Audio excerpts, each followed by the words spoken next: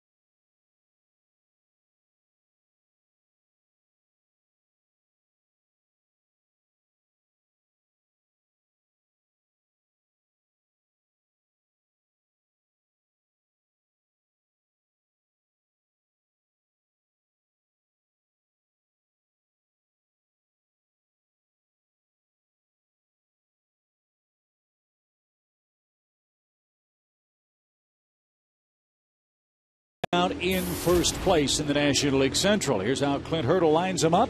Mentioned a moment ago, Pedro Alvarez just back up from the minor leagues. He plays third base.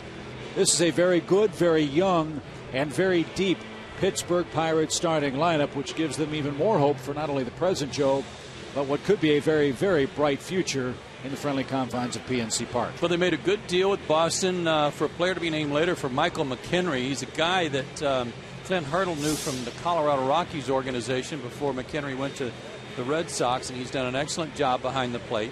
They still have Ryan Doman on the disabled list, a guy who always gives the Braves fits. He's got a bad ankle and might be back by the end of the month or the 1st of August. They're also missing Jose Tabata, who's got a bad quad, and no real signs as to when he might come back because it's still bothering him a lot. But the guys they've got that are playing right now filling in great fashion for Clint Hurdle. Pirates a winning record at home, a winning record on the road, but a losing record against the National League East. In fact, they lost the 2 games played between these 2 clubs earlier this year up at PNC Park. They were 2 very close games. The Braves won one of them 2-0, the other one 4-2 in 11 innings of work. And Tim Hudson hopes Atlanta can make it 3 straight over the Pirates as you see his work in his last 10 at Turner Field. 21st start of the year. He is 36 years old, 6'1", 175. His home numbers outstanding, a 194 average against him, 8 quality starts out of those 10 home outings, 9-6 on the year, 3.39 ERA. And he is 5-4 lifetime against the Pirates. His 4 pitching keys to success, his first inning. The first inning has been a problem for Tim all year long, and it continued in Colorado when he got no decision in his last start, but he gave up a 2-run homer to Todd Helton in the first inning that put the Braves behind in that particular ball game. And when you look at his first inning numbers, 16 runs allowed in the first inning, over 20 starts. That's 9th most in the National League.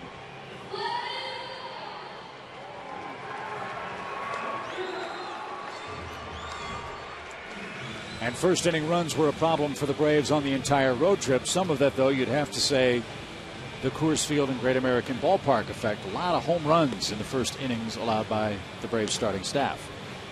They've got to get through that and get past it. It's not a good thing offensively when you know you've got to already start off 2 runs behind or 3 runs behind in the first inning. That's like a handicap almost that you got to try and beat. We'll see how the outfield and infield handles a wet track tonight, especially the outfielders with Prado, McLeod, and Hayward from left to right. Good to see Martin back in left. Reason for that, Chipper Jones back at third base. Were Brian McCann catching tonight, Braves would have their opening day lineup together for just the 12th time this season. Instead, it's Hudson and Ross working in tandem yet again for Atlanta. Chip Rossetti's ready to go. Tim Hudson's ready to go. And Xavier Paul ready to go for Pittsburgh. He's the Pirates' leadoff man.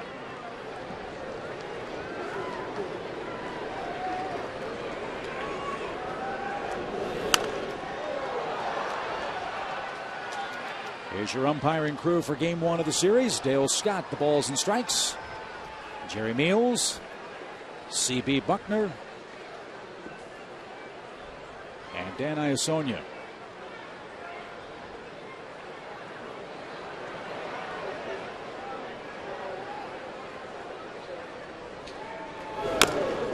"74 degrees after the 2-hour rain delay.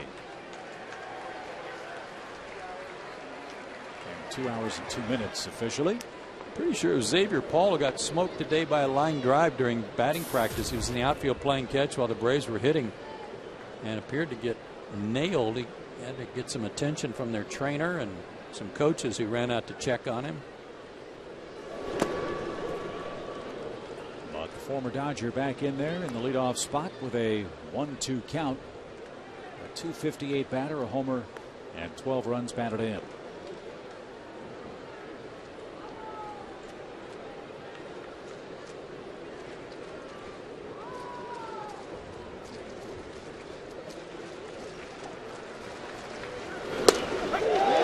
Inside corner. X marks the spot for Hudson. 1 up, 1 down. Nice little 2-seamer to get things rolling. Came back over the inside corner. Nice pitch at the knees. And Dale Scott, the crew chief, all over it. Tim's 5-4 against the Pirates, but his last 4 against them, he's 3-1 with a 1.27 ERA. Did not pitch against them in Pittsburgh earlier this year. Garrett Jones, the batter.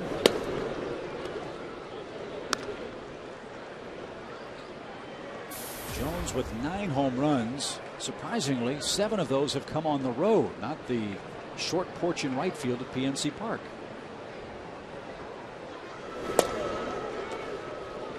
Dangerous hitter, good low ball hitter, former Braves farmhand. Just surprising to me to see him hitting second in their order. Usually down in the order, batting clean up 5th or 6th. It is a new look lineup for the Pirates too, with Pedro Alvarez back. Yeah. So they're trying to fit some pieces together. Pittsburgh has dropped 3 of their last 4 games and have had trouble scoring runs of late. Pittsburgh scored just 14 runs total in their last 6 games for Clint Hurdle's club, and they may be buyers at the trade deadline too. They won yesterday to snap a little mini losing streak.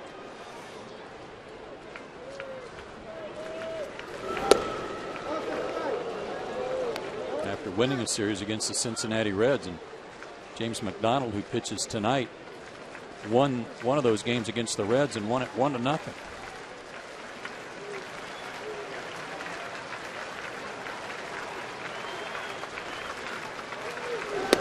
Off-speed pitch. Jones missed that. 2 strikeouts for Hudson to start the game. David Ross behind the plate tonight for Tim Hudson, as he has been over the last 6 starts and 7 of the last 8 for Tim. And a good call there on that changeup, 3-2. So the base is clear for Pirates second baseman Neil Walker. 7th in the league with 62 RBIs. And he's batting .269.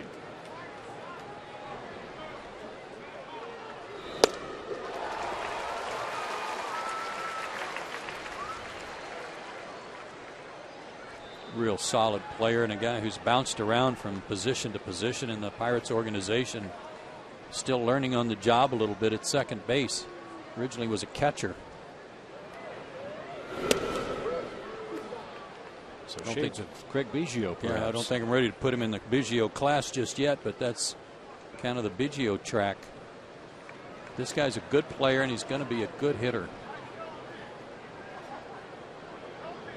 Out of Pine Richland High School in Pittsburgh. That's right, a local kid who's playing for his hometown team, and here on July 25th, 2011, his Pirates in first place.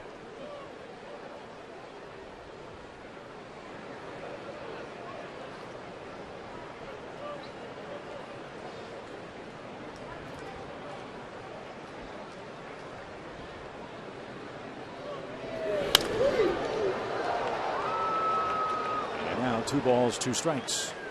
Got to give this crowd credit, weathering the 2-hour rain delay. Good turnout. And 3 more with the Pirates, then a weekend date for the Braves. The Florida Marlins are in town. That gets us through July. And Hudson strikes out the side. No first inning troubles for Tim tonight. 3 up, 3 down. And the Braves come up.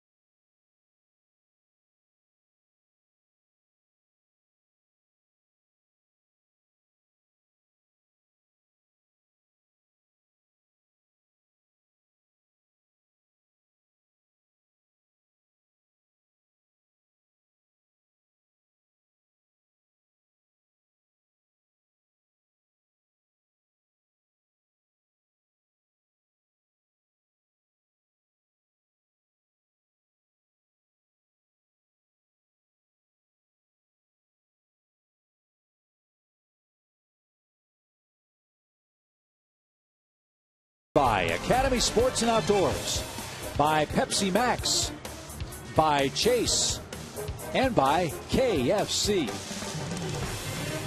Speaking of K's, Tim Hudson had 3 of those in the top of the first inning. Now the Braves bats go to work. Hopeful of getting back in the win column and snapping this brief 2-game losing streak. Freddie Gonzalez has this Suzuki starting lineup. Good to see Chipper Jones back in there hitting third for the Braves. Martin Prado in the leadoff spot. Jordan Schaefer still sore. And good news for Dan Ugla. We'll tell you more about that when Dan comes up for the first time in tonight's Game 1. James McDonald on the mound for the Pirates, 26 years old, 6'4", 200 pounds, out of Long Beach, California. He's not pitched since last Tuesday, so that's extra rest. And when he gets extra rest, he's much better. 4-1 with a 2.67 ERA. His 6-4 on the year with a 4.15 ERA. Got no decision against the Braves back on May 25th. Worked 6 innings, gave up only 2 runs and 1 walk.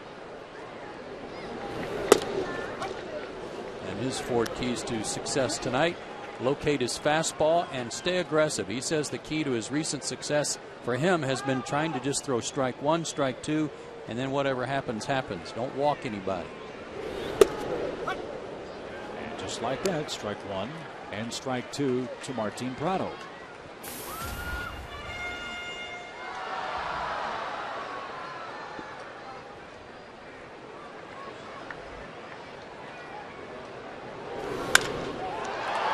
McDonald, a very highly thought of prospect with the Los Angeles Dodgers, and he's had a very interesting career path. Born and lives in Long Beach, California. Was drafted as a pitcher. Then they moved him to the outfield for 2 years. Then moved him back to the mound. And he's made it to the big leagues, obviously, as a right-handed pitcher. Came to the Pirates included in a deal for Octavio Dotel.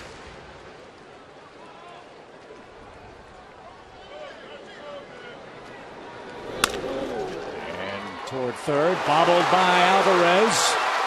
Welcome back to the big leagues. Ball finds Alvarez, and the Braves leadoff man reaches to start the game on an error at third base. Not exactly the way you want to make your way back from AAA. This is his first game in the big leagues since May 19th, when he went on the disabled list for a right quad injury. But after his rehab was over, they left him in AAA at Indianapolis. And to try to get his bat going, because he was only hitting .208 at the big league level. So his 8th error sets things up for Jason Hayward. If there's a team that Jason likes to face, it is the Pittsburgh Pirates. He wears these guys out.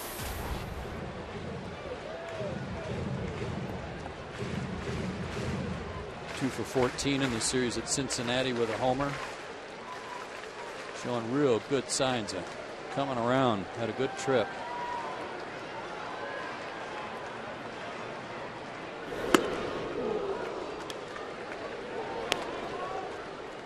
Two pitches at 95 miles an hour from McDonald, though, and he was late on both.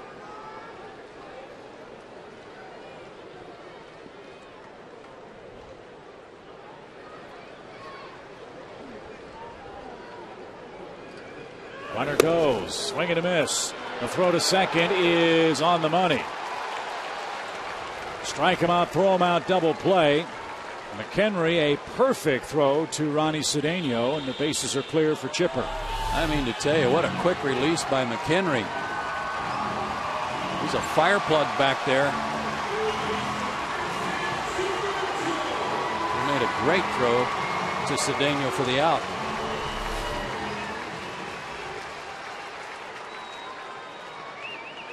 Here's Chipper.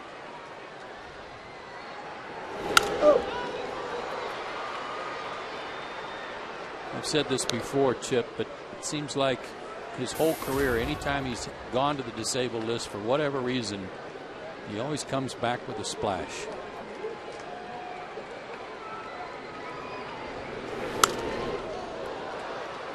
Well, you know he will tonight. It rained for 2 hours before first pitch. That's true. He needs to stay on the dirt.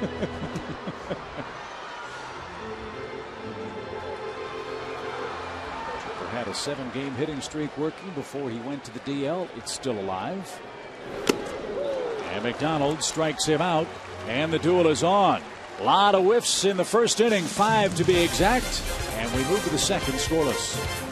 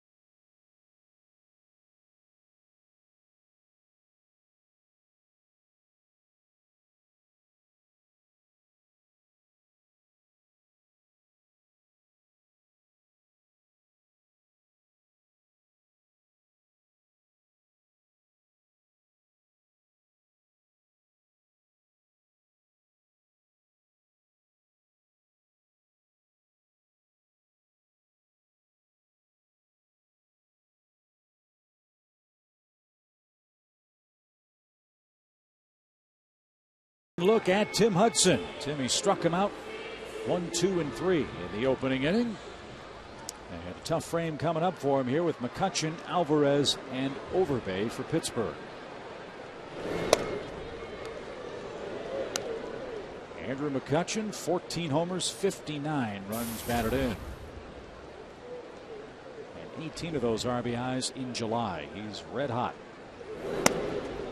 And the only player on their roster with double digits in homers.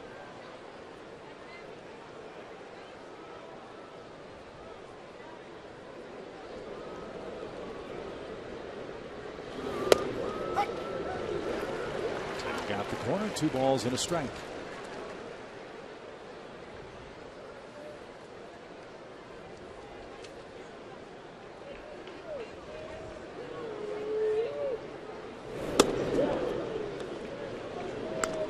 McCutchen lives in Central Florida, Lakeland to be exact, in the offseason.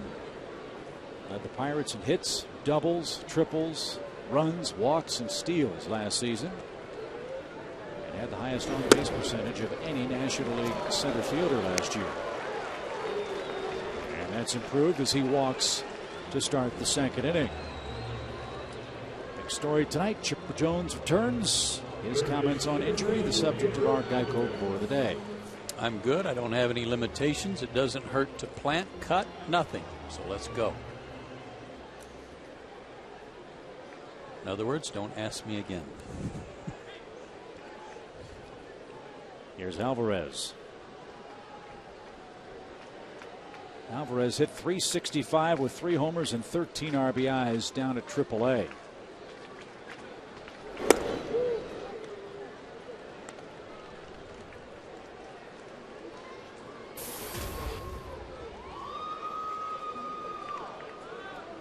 His last work in the big leagues late May. McCutchen 15 out of 20 in stolen bases. Got to keep an eye on him.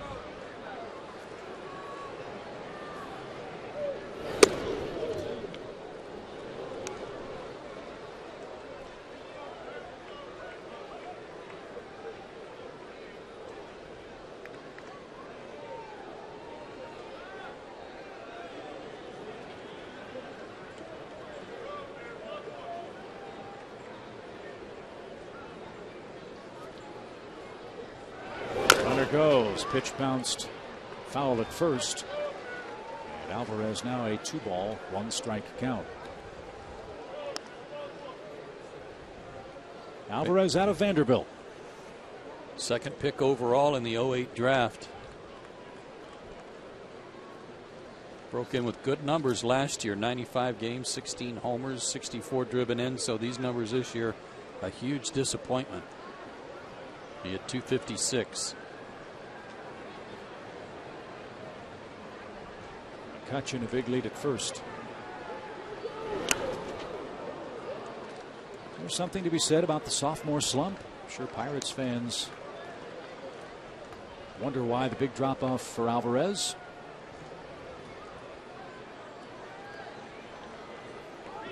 He's a big, strong guy, 6'3", 235.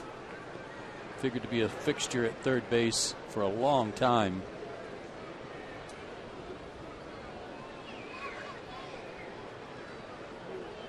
Runner goes 3-1. We'll do it again now with a full count. But there's a new sheriff in town. It's Sheriff Clint. And what you did last year, while I'm sure he knew about it, may not have left a big impression on him this year based on what he's seen. And he's got this team playing their best baseball since 1992.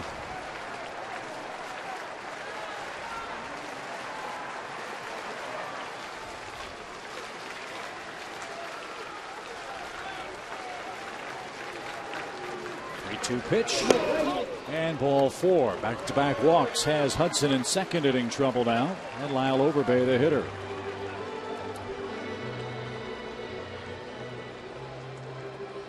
Like you said, Chip, they've been struggling a little bit offensively. They're 13th in the league in runs scored, 14th in homers, 12th in on-base percentage. You don't want to help them out by putting men on base.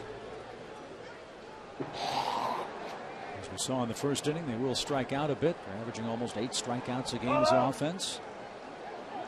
So you're right, don't give them any help if you can avoid it. There's Overbay, 7 homers and a .233 average.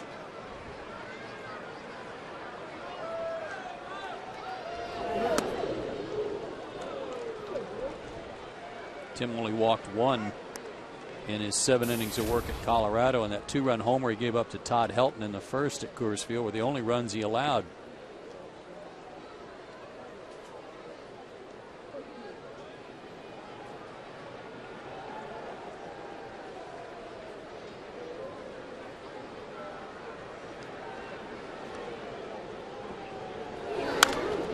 High fly toward left center, but that's playable.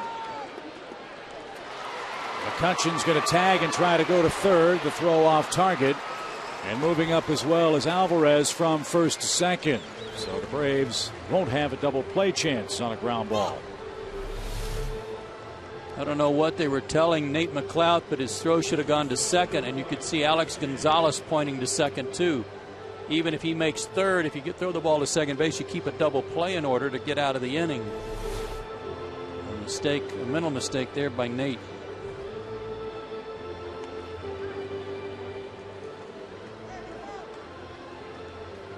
So here's Ronnie Cedeno, the Pittsburgh shortstop, 2 for 9 against Hudson.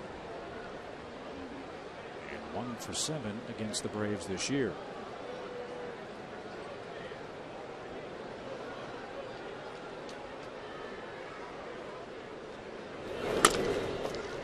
Chipper cuts it off.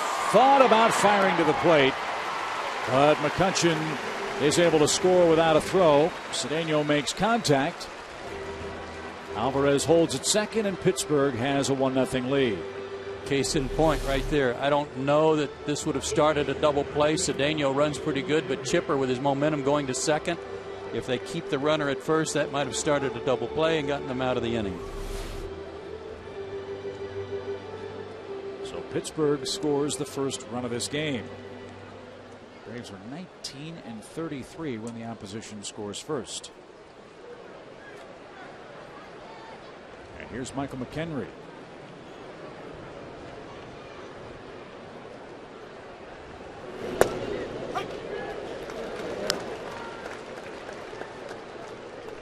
Pretty good pickup for the Pirates. You mentioned all the injuries they've had behind the plate.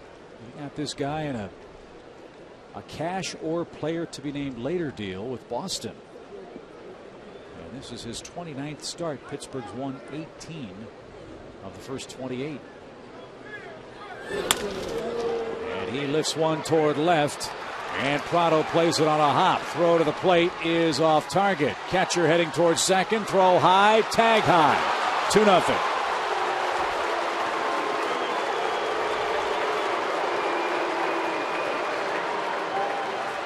Single RBI, second on the throw, and the Pirates have come out swinging here in the second.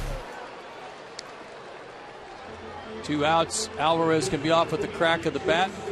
Martin out in left field for the first time since he's come back from the disabled list. Played that short.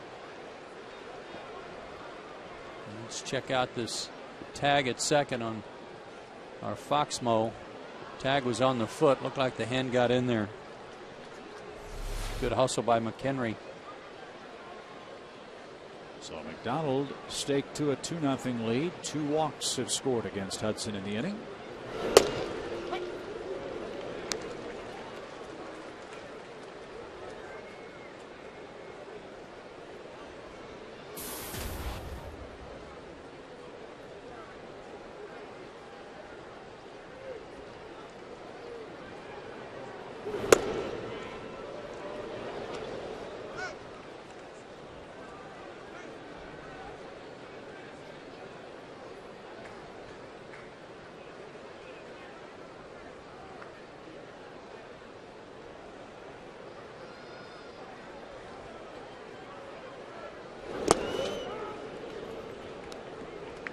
Not to hold Tim Hudson harmless this inning, the 2 guys that have scored both reached on walks to start the inning.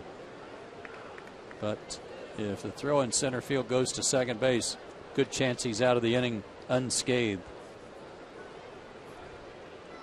So the Pirates 2 runs on a hit, and McDonald ahead in the count. 2 balls and a strike.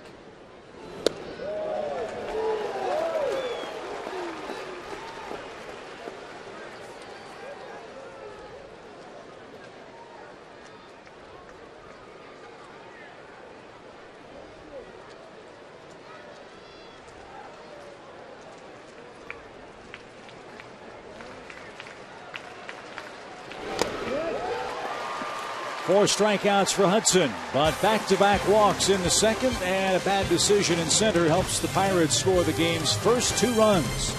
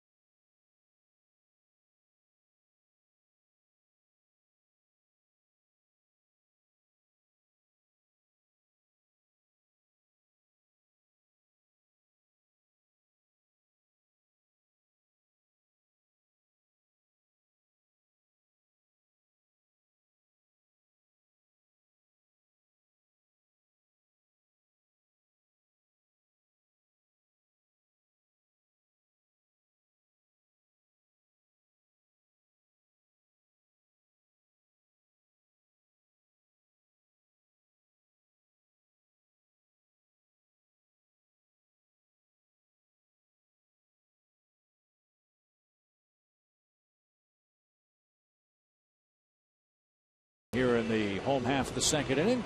Back with you tomorrow night Braves will battle the Pirates in Game 2 of the series. Fred, Brian, and Jerome will break it all down for you before the battle gets underway. Braves Live gets you started at 6:30 Eastern Time right here on Sports South. Middle of the order coming up for the Braves. It'll be Freeman, Ugla, and David Ross.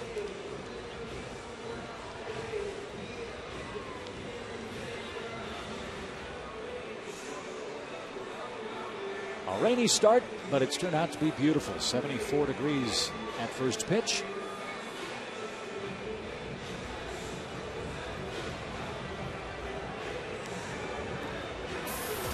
And now the Braves first baseman with a .280 batting average and an 8-game hit streak goes to work.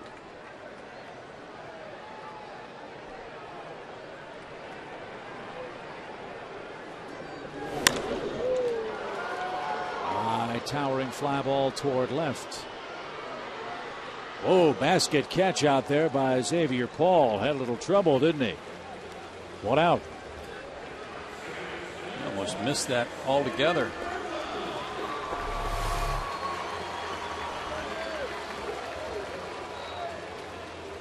Overran the ball a little bit.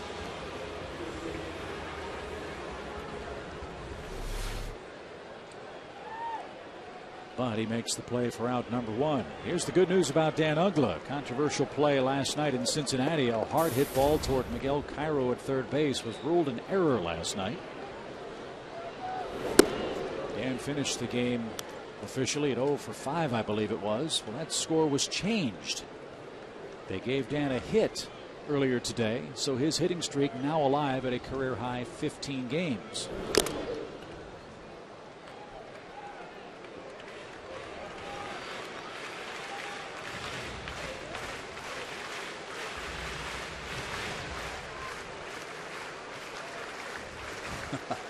Very creative.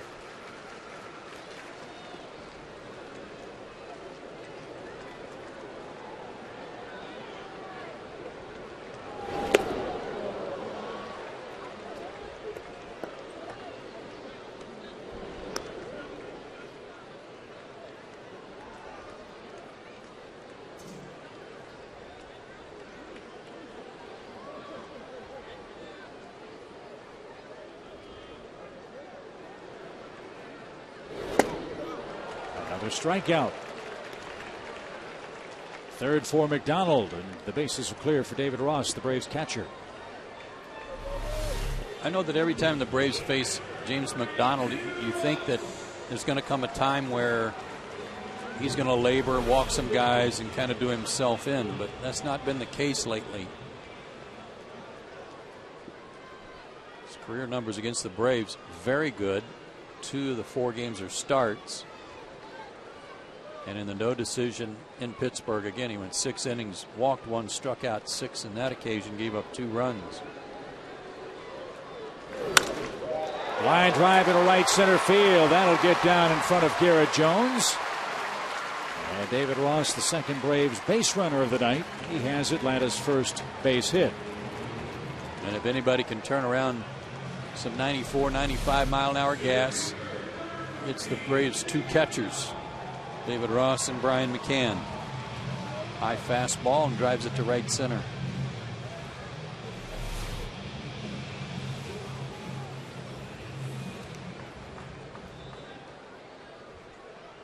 Nate McLouth, the batter, at 227.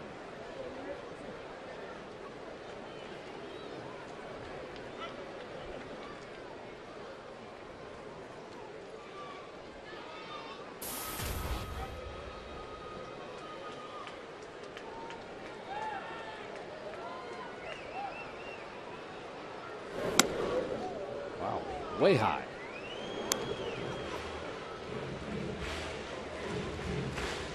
But the scouting report on McDonald, to finish my thought on him from the Pirates camp, is that he does labor. He throws a lot of pitches. He's 6-4 with a 4.15 ERA, but he really has to work. Hard hit ball off the glove of Walker into shallow right. Ross will make the turn. He'll make it without a play, and the Braves have runners at the corners.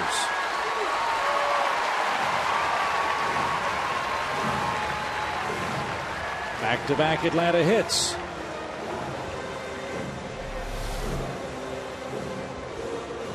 Don't know how the rain might have affected the ball that was hit on the dirt. Ed Mangan and his crew did a great job of getting the field covered before the heavy rain hit.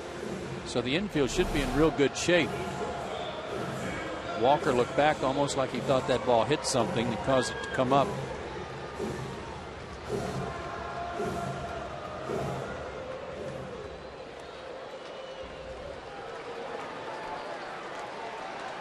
Alex had a good series in Cincinnati. Hopefully that'll kickstart him. He's been struggling. His average, as you see, down to 230. See if he can get that runner in from third.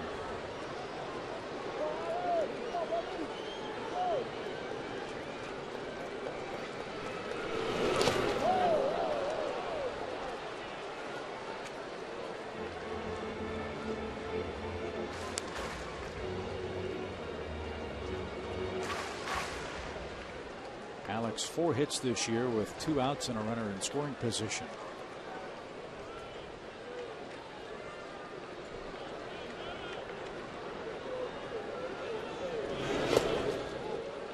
Well, the Pirates had a scout in Colorado, and he was seeing nothing but sliders and breaking balls from the Rockies pitchers and didn't have any luck. So you can imagine that scouting report carried forward to this day. And he's not going to see much of the fastball unless it's a mistake.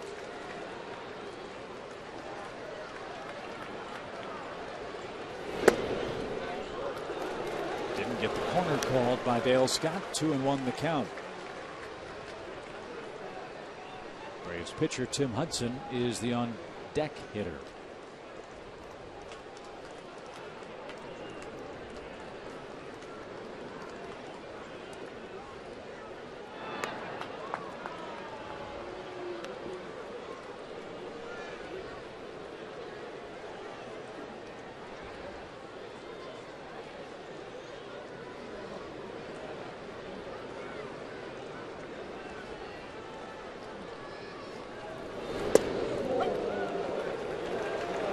How about that pitch? Big hook.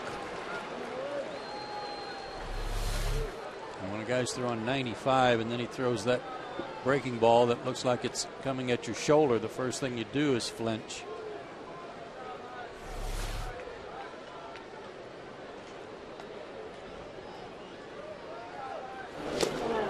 And another breaking ball takes care of Alex and the Braves in the second. 4 strikeouts for McDonald. And he's been staked to an early 2-0 lead.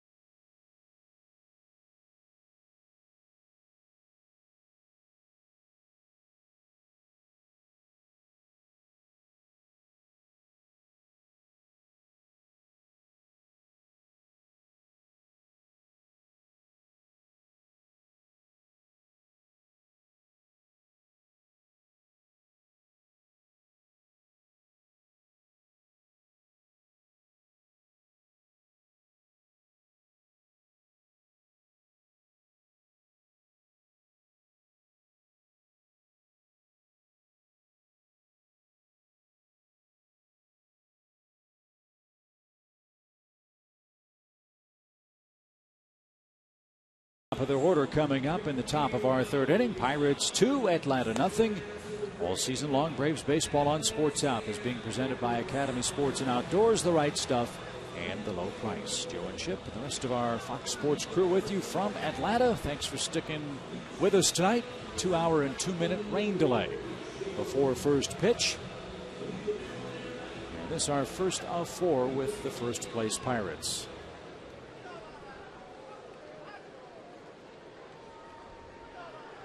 Back-to-back walks led to the first 2 Pirate runs for Hudson an inning ago. Now he'll face Paul, whom he struck out to start the game.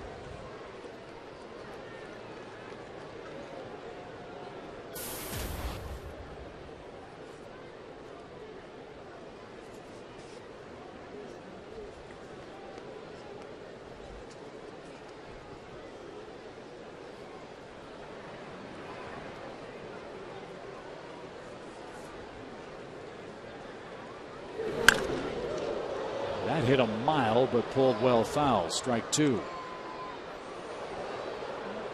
When the Pirates got off to a decent start, there's a lot of speculation. Yeah, but they won't be able to sustain it. They'll come back to their level, but that's not been the case. Since June 13th, only the Phillies and Giants have a better record, and the Giants by only 1 game. They've played very steady baseball, climbing over the 500 mark. And now at a point where they are 5 over and tied for first. And they're beginning to believe. And so are their fans. Their attendance is up almost 22%.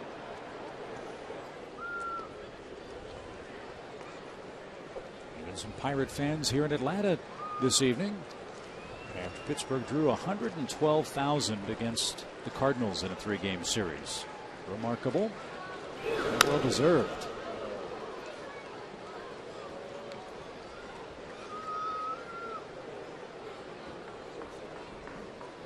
Been a long time since the Pirates have had this kind of record this late in a championship season. I like that last guy, though. He had a Pirates shirt and the Braves cap.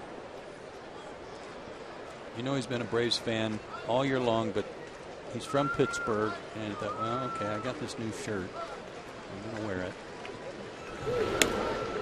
1 ball, 2 strikes.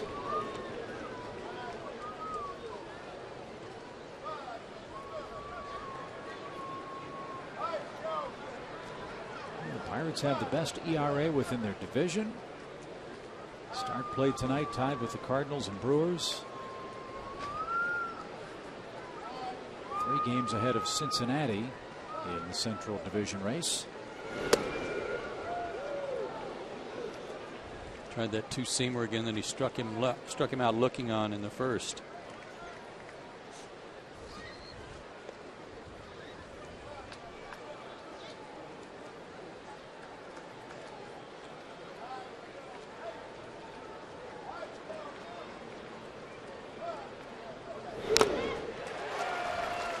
Fouled off David Ross. And the count 2 balls, 2 strikes. Tough road trip for the Pirates, much like the one the Braves just completed to Denver and Cincinnati.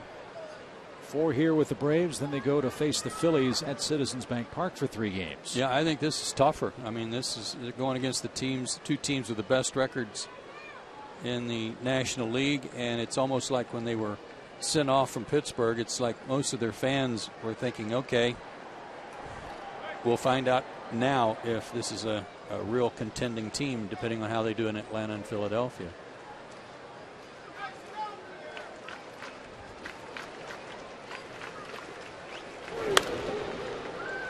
Pitch at bat for Xavier Paul. And the count stays 2 balls, 2 strikes. Well, year after year during this long drought, the Pirates have been sellers at the trade deadline.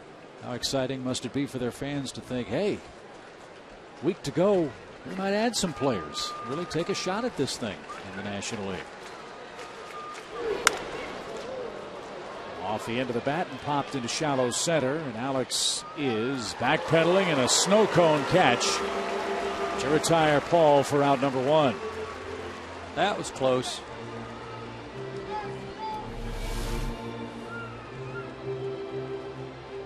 He was almost looking back for Nate before he caught it.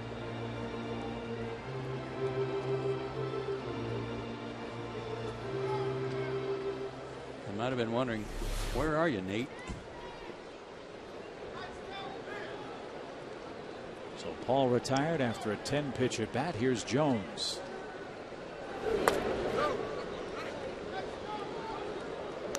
One ball, no strikes.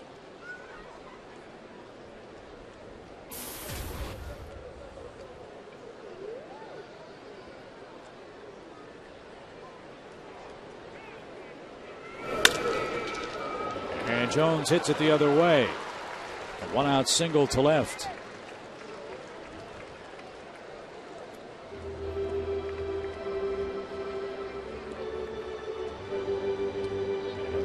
Bats with a man aboard and one out. Toast the Braves for a chance to win a VIP baseball experience. Go to www.braves.com/captain.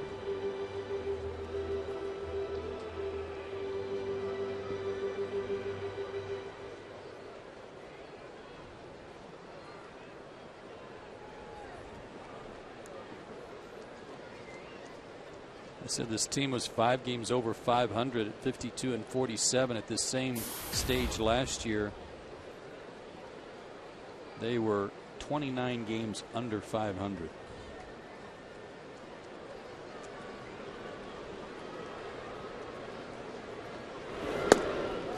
Even more impressively, I think they won 17 games on the road all last season.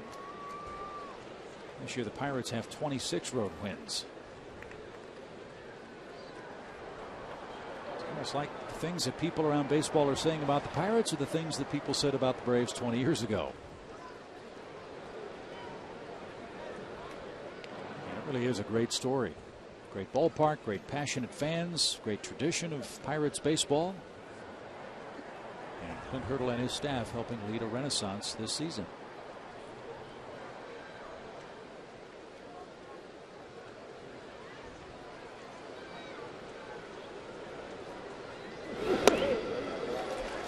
I hear people say, you know, before you can change a team and get them turned around, you got to change the culture. I don't know what that means. I don't change the culture. If culture means you got to play better baseball, if you've got to execute fundamentals better, if you've got to make better pitches, if you've got to have a better winning attitude, okay, change the culture. The culture thing gets me. But play better baseball. Have confidence in what you're doing. Back to the mound. Hudson will try to start a double play, and Alex with a terrific reach and stab forces Jones and throws out Walker to end the top of the third inning. Tim needed a ground ball, got one, got the twin killing, and it's still 2-0 Pirates in the third.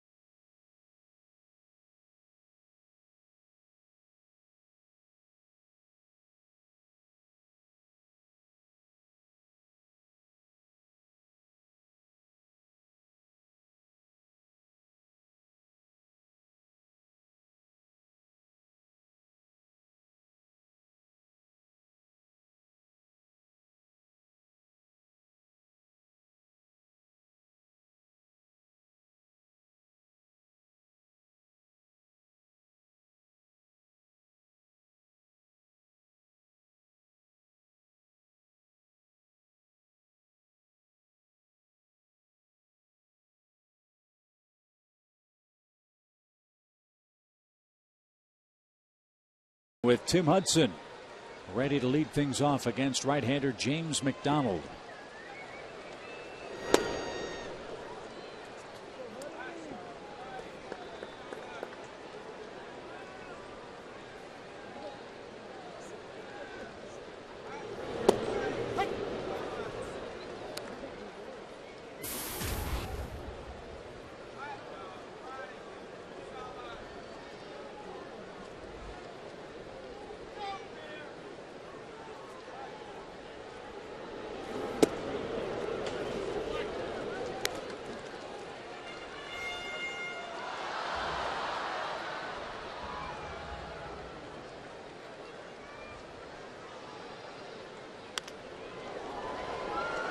Good cut, but out of play to even it up.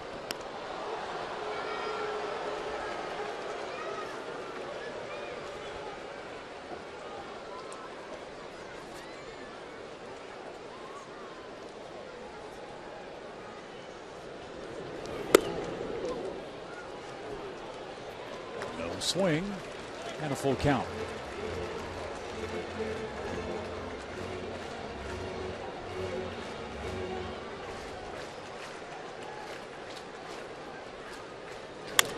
And he lines one over second.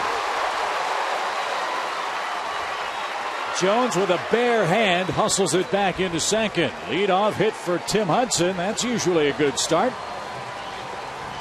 And a good sign for the Braves. Here's Prado. Opposing pitchers have been giving the Braves fits lately. And it's time for a little turnaround here. Nice pitch, too. He went with the other way with that fastball down and away. And our first sign that maybe the turf is a little wet there, Chip, when that ball did bite. Garrett Jones almost overran it as a result of it being a little soft. So Martin Prado is the batter. Alvarez bobbled a ball, hit his way to start the Braves' offensive game tonight. Nearly got drilled. Here's the play in right field, and we'll see if this ball, after it lands, if it took a little bite or if it hydroplaned. Oh, it hit maybe a footprint or something out there and kind of kicked back toward the right field line.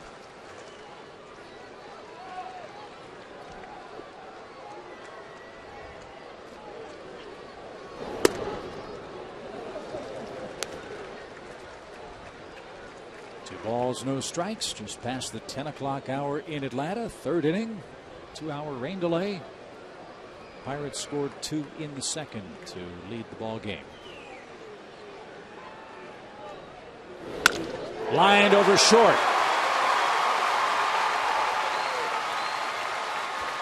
2 on, nobody out.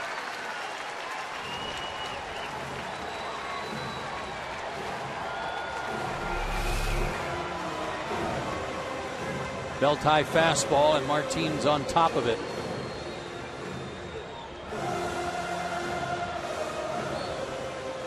Good swing, stayed back, waited.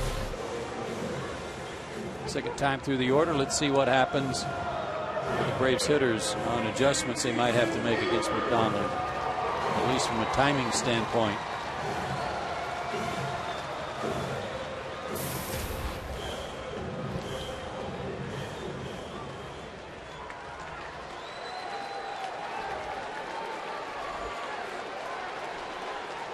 Jason struck out into a double play his first time up. Now McHenry out in front of the plate with the defensive signs with 2 on and nobody out.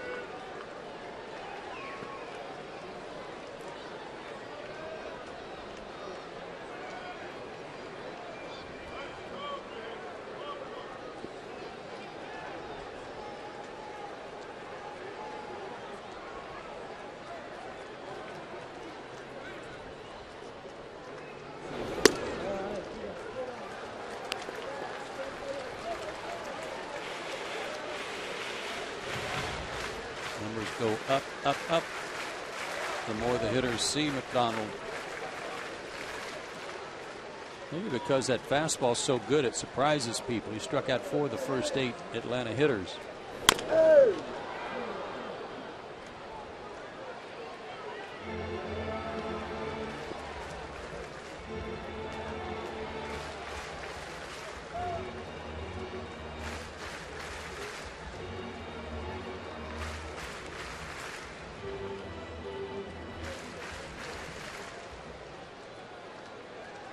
Outfield very deep for Hayward, as you'd expect.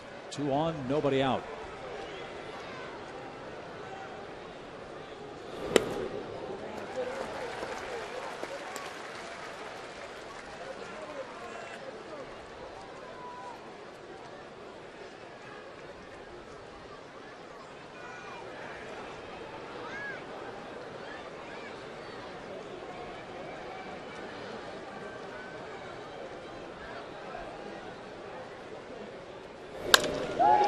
Line to second, and Hudson doubled off.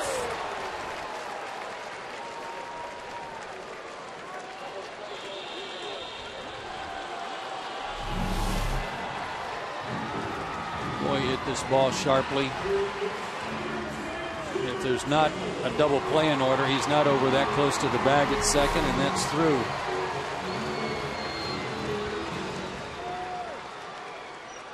Jason's been the tough luck batter for the Braves. He struck out into a double play, now lines into one, and Chipper bats with a man aboard, 2 out. And he strokes one into center field. McCutchen cuts it off.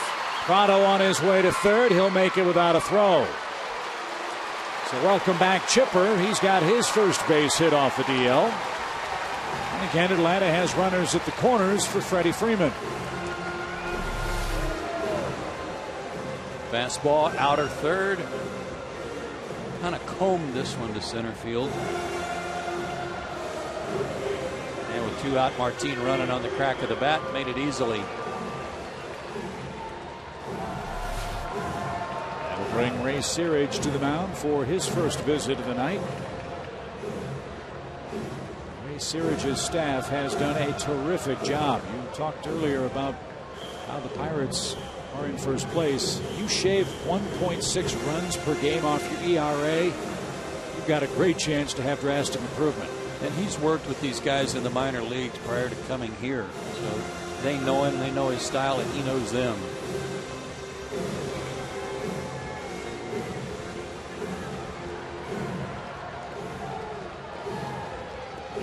Two hot hitters, Freddie Freeman, Dan Uggla, both riding impressive hit streaks.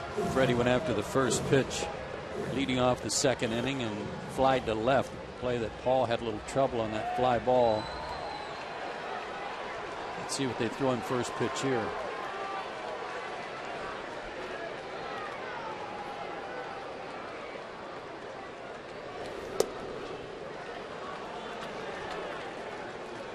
One ball, no strikes.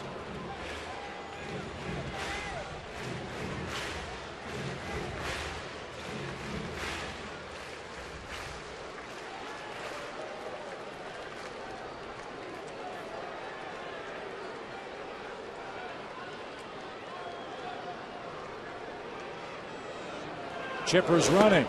The pitch in the dirt. Freddie couldn't check his swing. And that'll cost him a strike. But Chipper Jones has his second stolen base of the year, and a hit could tie the game. And McHenry, I'm not sure where he got this ball in the dirt. I mean, it bounced about 3 feet in front of home plate, it looked like.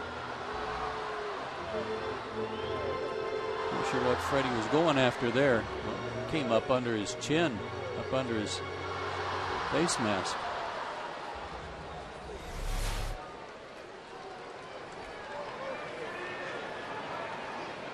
Freddie's next base hit will be number 100 of the season.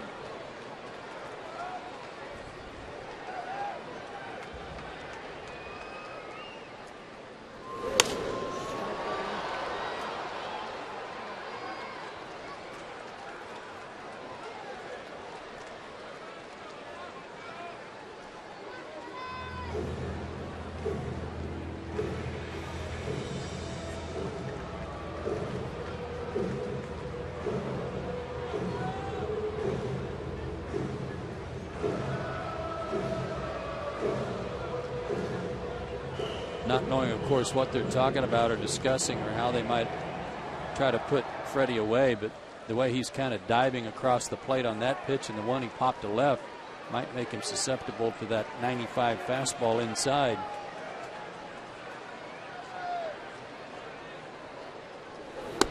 That's where they went. but McDonald missed too high. 2 balls, 2 strikes.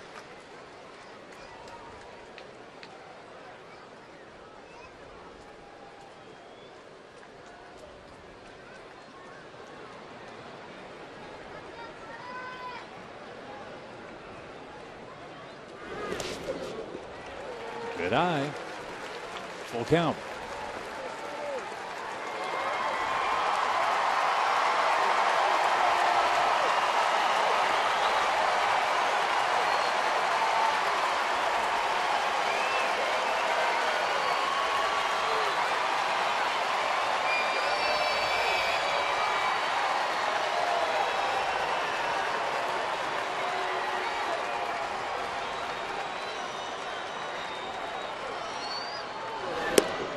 Struck him out.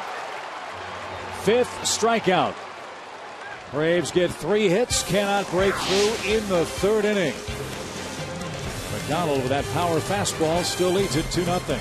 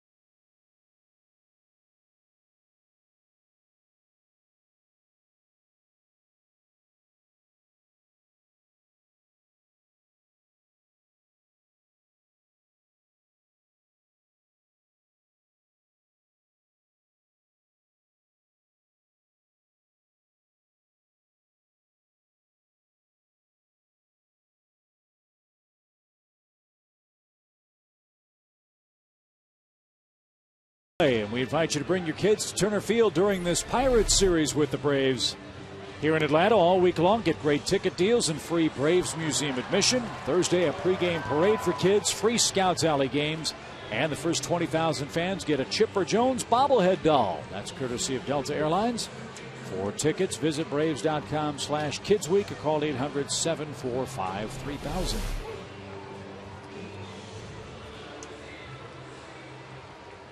Pirates by a 2-0 score. Here's a look at tonight's AT Universe trivia question. Last Pirate team to finish above 500, 1992. Know all about that. Who led that 1992 Pirate team in hits? Got several choices.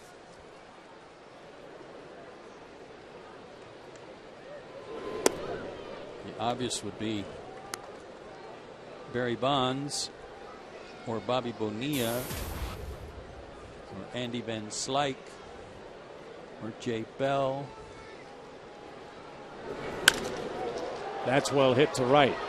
Jason on the run, reaches up a couple of steps shy of the 390 mark. How many rows deep is that in Cincinnati? About 20. Yeah, all the pitchers on this homestand will be happy to be playing in a real major league park.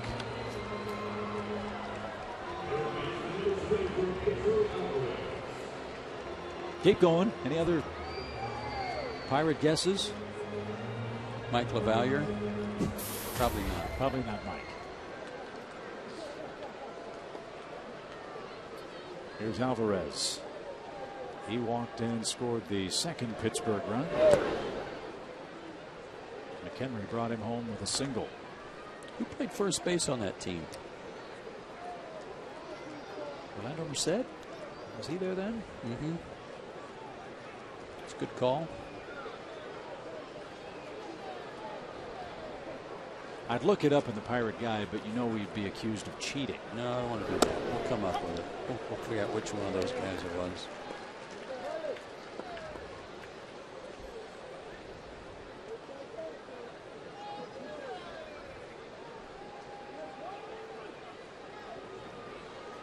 One ball, one strike. And out of play, foul to Alvarez. It's 1-2.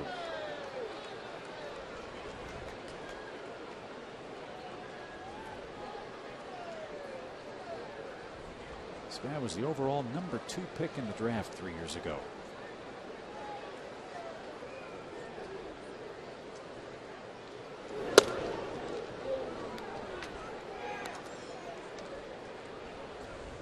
That Vanderbilt team, I'm guessing he was a teammate of David Price.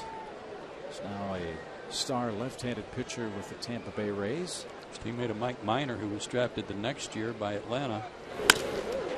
And Alvarez up the middle has his first base hit since coming up from the minors. They brought him up today when they had to place Alex Presley on the disabled list with a bad thumb. Presley injured his thumb in batting practice, so that's a tough break for him after making his major league debut a few weeks ago. But Alvarez, after he went to Indianapolis, got things going at 365 there, 18 games.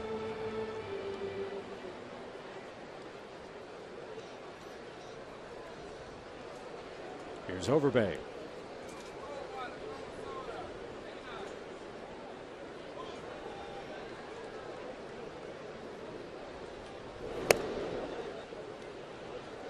JD looked it up for us, Chip. Along with Merced, Gary Reedus also played a lot of first base that year for the Pirates. Wouldn't have gotten that one.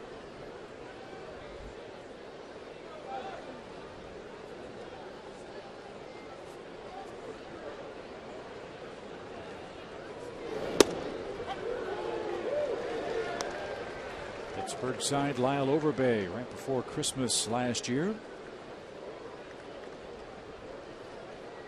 Lyle's been around quite a bit. Started his career with the Diamondbacks.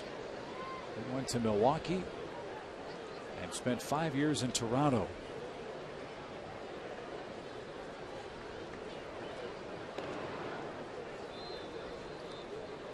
Lyle's a lifetime .274 hitter, hitting .233 in this fourth inning at bat. He's always hit for a pretty high average, but not a ton of power by first baseman standards.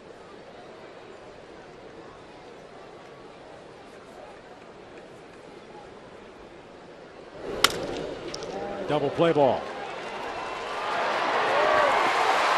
Hudson gets his second in as many innings. Overbay rolls into a 4-6-3 twin killing. Bottom of the fourth inning. Braves getting their cracks at James McDonald. We'll see if they can break through. Down 2.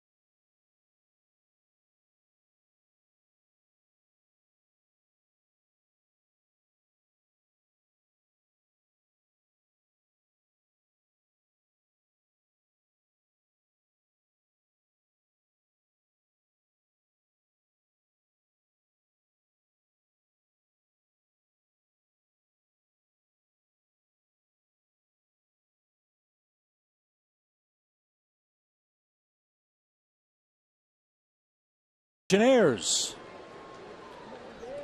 looks good, man. As Dan Ugla goes to work.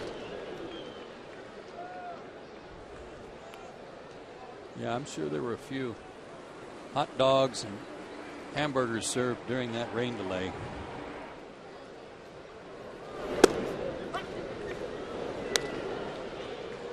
No balls, 2 strikes. Dan struck out his first time up. McDonald has 5 of them and leads 2-0.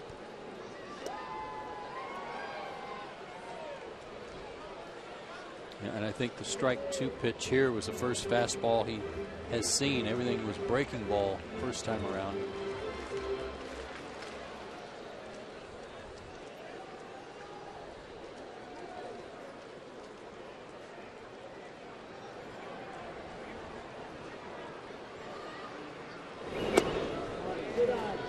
This guy's kind of the silent partner on their staff in that the attention goes to Kevin Correa, who's 11-8. Former Brave Charlie Morton, 8-5. Karsten, 8-5. And even has to take a backseat a little bit to Paul Maholm because he's pitched a lot better than his record would indicate. Off speed gets Ugla. 6 strikeouts and 2 in a row for McDonald. First changeup of the night. That was a beauty. And here's what Joe's talking about with regards to this very impressive Pirate pitching staff, our Academy Sports and Outdoor leaderboard. Team ERA leaders, the Braves have slipped a little bit since the All-Star break. They're down to 335, which is 4th best in the league, but the Pirates are right behind them.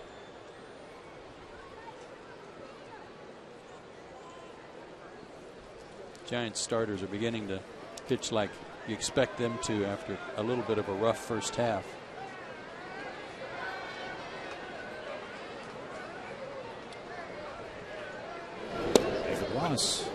Reached with first Braves hit back in the 2nd inning. Atlanta had 2 hits in the 2nd, 3 hits in the 3rd, but has yet to break through.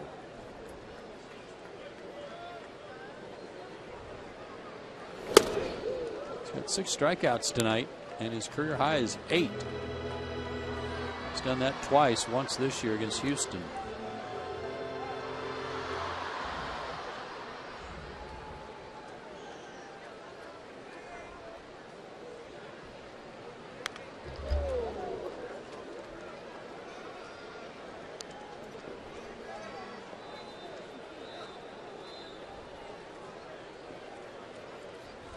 Judging by that ratio of strikes to balls, 2-1, he's following the script on that Ford Keys and being aggressive and locating his fastball.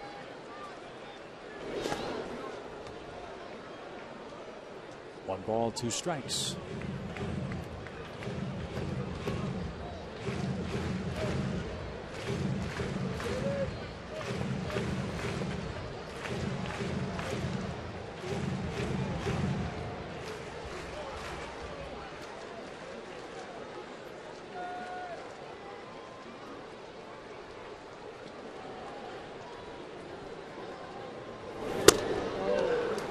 Seven strikeouts. And here's McLeod.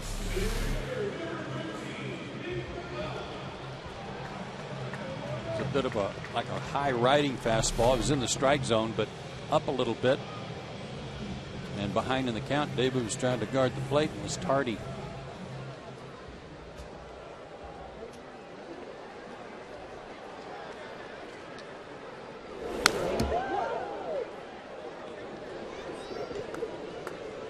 All 7 strikeouts swinging.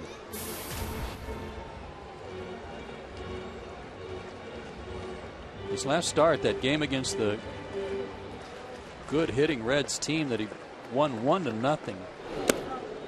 He went 6 innings, 6 1/3 actually, pitched into the 7th inning and only gave up 4 hits and shutting them out over that stretch.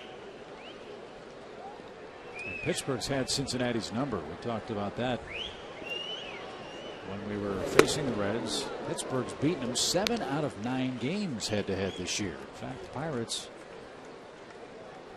great work against the division. They're 25-16 against the Central, far and away the best record against their divisional foes. Unsurprisingly, tied for first.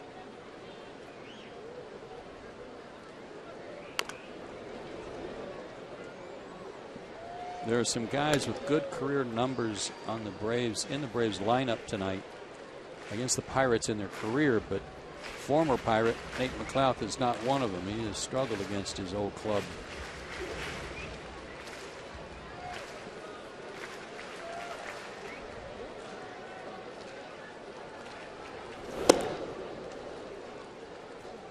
Two balls, two strikes. Again, the Braves saw the Pirates very early this season. May 24th and 5th. Beat them 2-0. Beat them 4-2. That one an 11-inning game.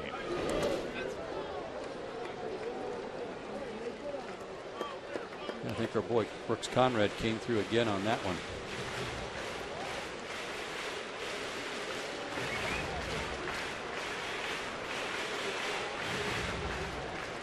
Got a home run.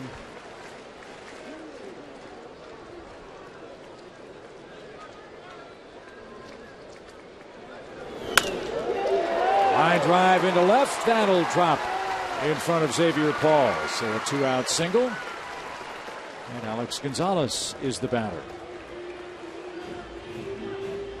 4 2-out hits for the Braves tonight. Braves have had a base runner in every inning. They just can't get a hit to drive anybody in. Let's see if Nate's running.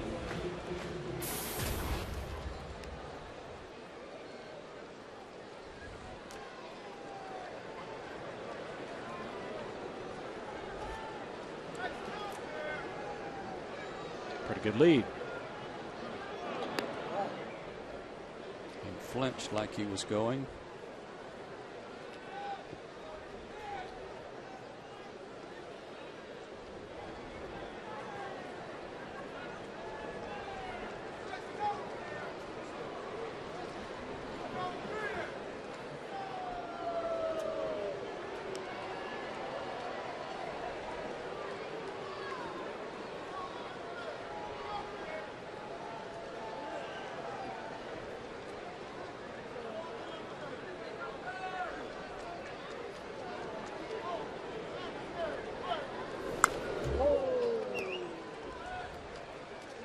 Balls and a strike.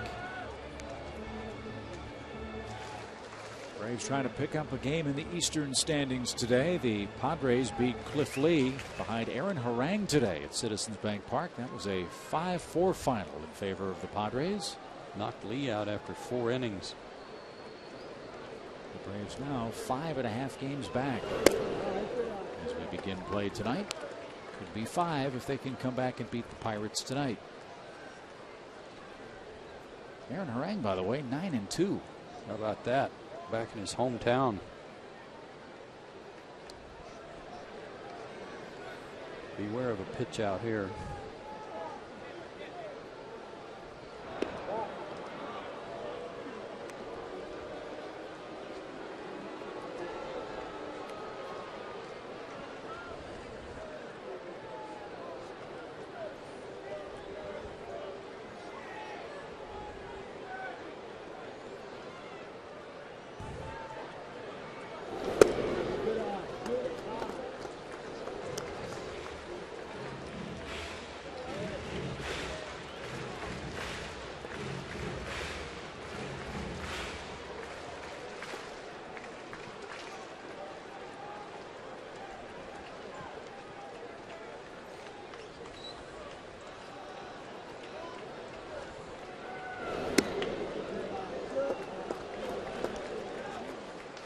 Three balls and a strike. Pitcher due next.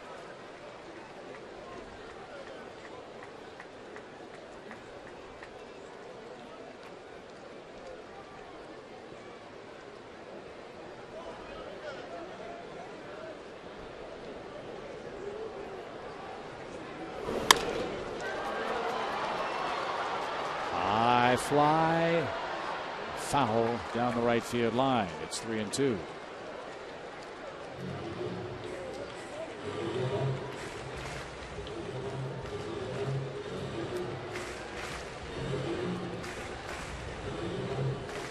Nate will be off to the races with this pitch. He's got to make sure that McDonald goes to the plate. Doesn't want to get picked off here.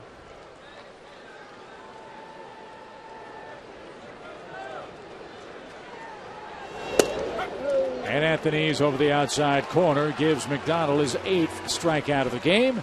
Struck out the side here in the 4th inning.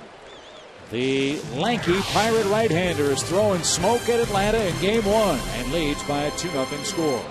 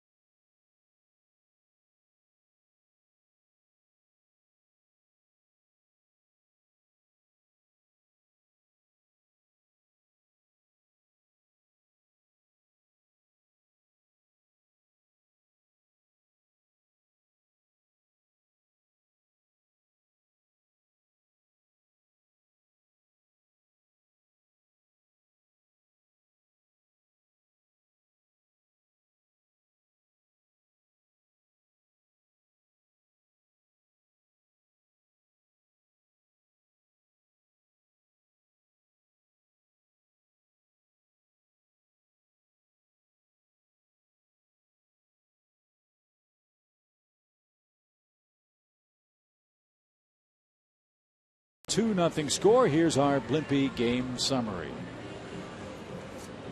After a rain delay, the Pirates got a couple of leadoff walks in the 2nd inning and only got 1 hit in the inning, but they parlayed it into 2 runs. And that's the difference right now. They've only got 3 hits. Ronnie Cedeno takes a breaking pitch for a strike. Pittsburgh not scoring many runs of late, but so far 2's been enough for James McDonald, who's been tough. He's struck out 8.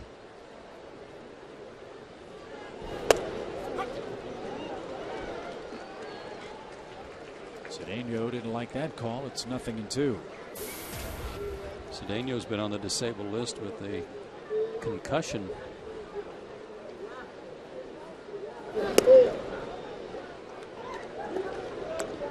He didn't do what Brian Roberts did, I hope. I think he got hit.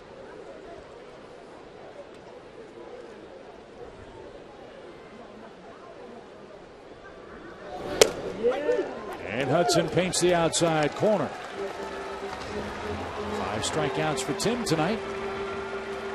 And here's the 8th place hitter, McHenry.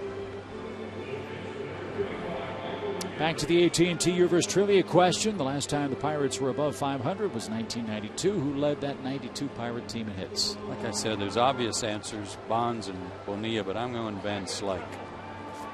Let's see if you are correct. Victory. 1-0 on the homestand. Back in good graces, by the way.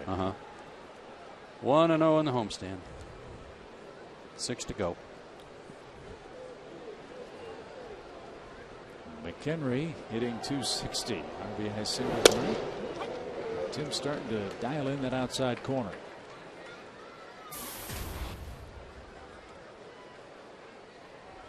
Well, these are his innings. We showed you his ERA the first 2 innings and his ERA thereafter. That's when he gets on those rolls. He'll retire about 9 or 10 in a row. Double plays in each of the last 2 innings.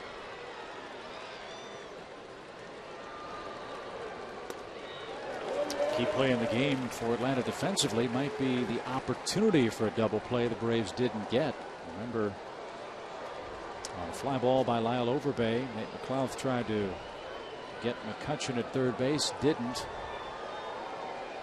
Runner behind him moved up, and the next batter did a ground ball to Chipper that might have started a double play. Instead, it brought home the first Pirate run. And 2 outs on Hudson's 6th strikeout.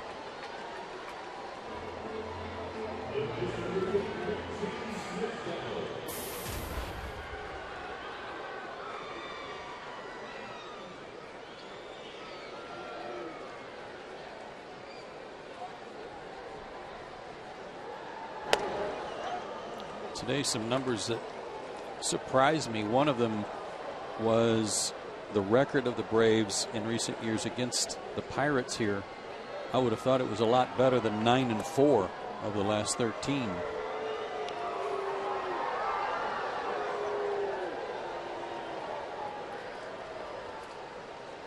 Given the Pirates' struggles in recent seasons. Here's that matchup.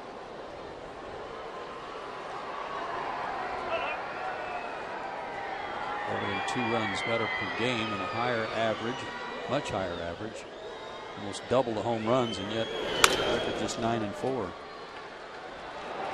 Makes it short, makes short work of Pittsburgh. We enter the bottom of the 5th inning. Hudson a 1-2-3 frame, down 2-0.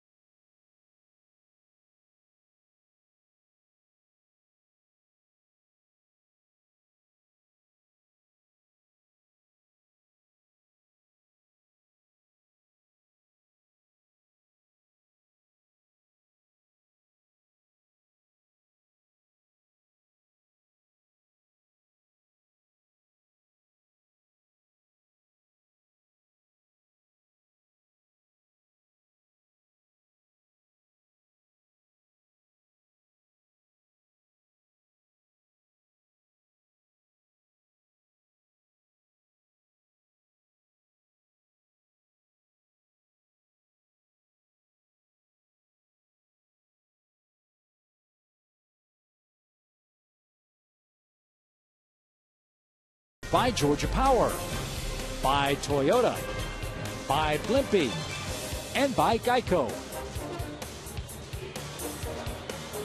It's turned out to be a beautiful baseball night in Atlanta. 2-0 Pirates as the Braves come up for their half of this 5th inning. Tim Hudson will get things started. And we'll be back with you for Game 2 of this series tomorrow night. Fred, Brian, and Jerome will break it all down before the battle begins with the Pirates, starting with Braves Live at 6:30 Eastern Time. All the fun of Braves and Pirates baseball here on Sports South.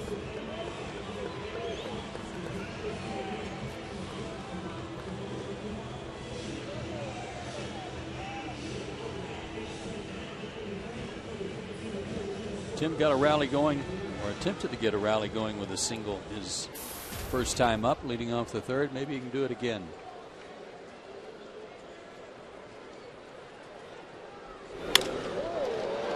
High fly ball left center. McCutchen is under it. 1 pitch and 1 out. Top of the order now.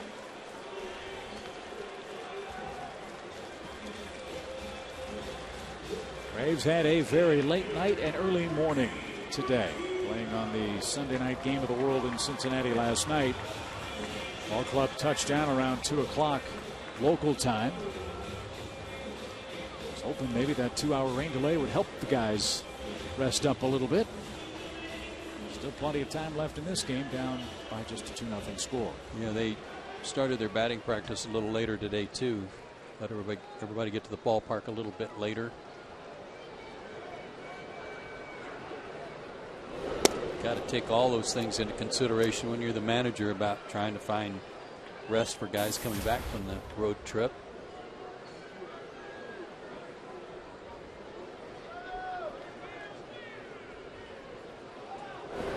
Not to mention the blistering heat and humidity that faced the ball club not only in Cincinnati but Denver too.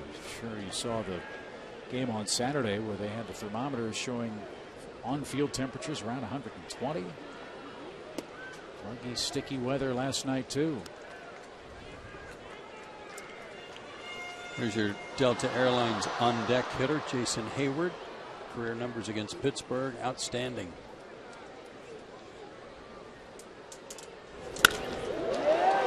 Again to center.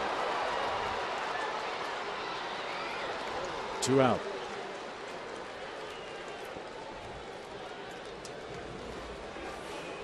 Well, Jason can't hit into a double play now. Struck out into one in the first inning with Prado running, and then hit an absolute rocket right at Neil Walker at second.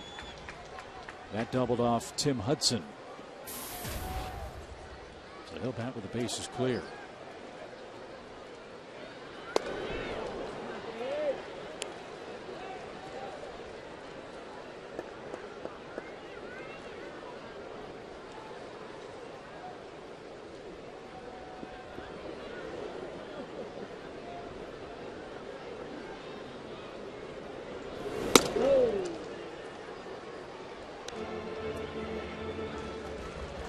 Donald quick to check that radar gun here at Turner Field to see how hard he threw that fastball.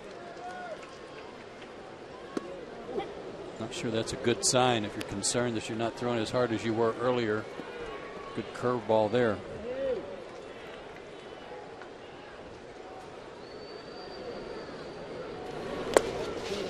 Everything has been in the catcher's glove or an outfielder's glove.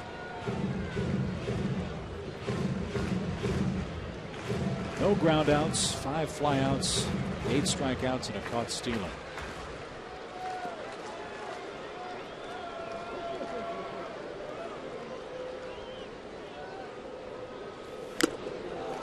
And Jason is down swinging. That's 9 strikeouts for McDonald. That's a new season high, and he leads 2-0 as we go to the 6th inning.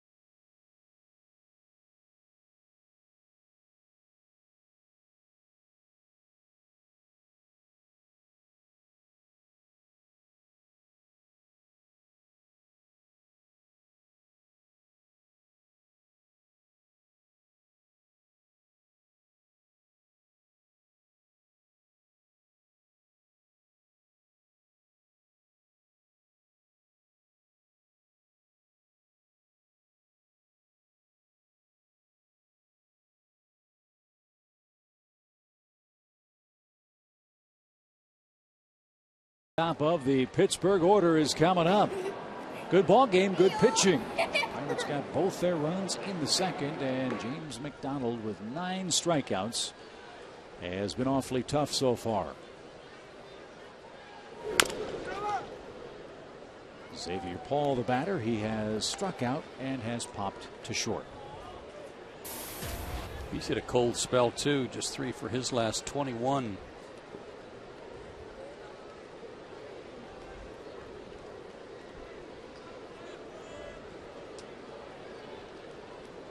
The Pirates got him on a waiver claim from the Dodgers.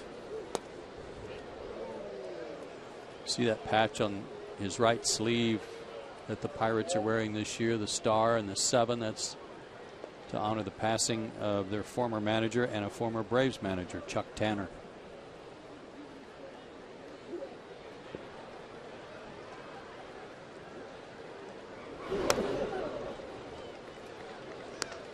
Two balls and a strike. Chuck, one of 39 different men to manage the Pirates franchise.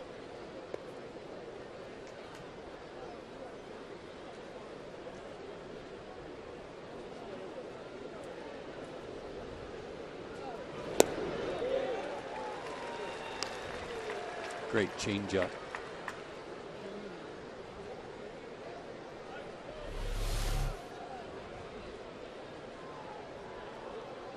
He's made some real good pitches to Paul tonight.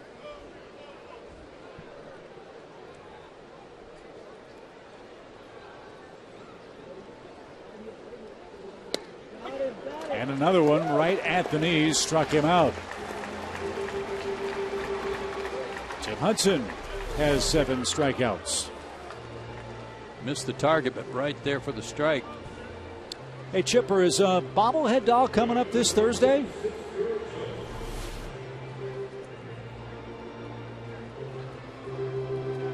The answer is yes. If we'd seen the bobblehead, you'd know. Sorry. Chipper's not going to answer you down in the field. I don't think he can hear you down there. Oh, there he is. Hey, yes, there is bobblehead doll this Thursday? Yes. The answer is yes. Do the first 20,000 fans in the ballpark get a Chipper Jones bobblehead? That's courtesy of Delta Airlines. For tickets, visit Braves.com/tickets or call 800-745-3000. If you want that guy on the right to answer, you're going to have to yell a whole lot louder. No, apparently, I wanted that. I know yeah. you did. There he is. Pretty good representation too, don't you think? I think he'll be very pleased with it.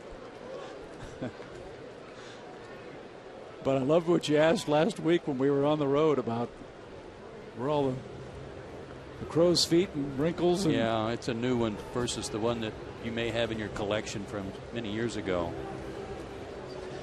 Now, you said that to Chipper before the game too, didn't you, today? Yeah, I asked if he heard about it, and he said, no, I didn't hear that. He said, I'm glad I didn't. So that'll be a fun day of Braves baseball this Thursday. The Pirates and Braves wrap up their season series. And if you're one of the first 20,000, you get the bobblehead doll. No balls, 2 strikes to Garrett Jones.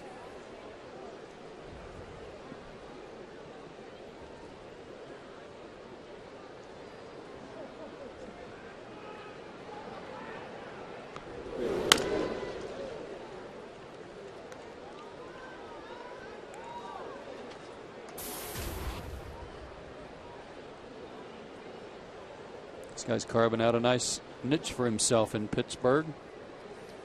Took him a while to get to the big leagues, but he's making the most of it.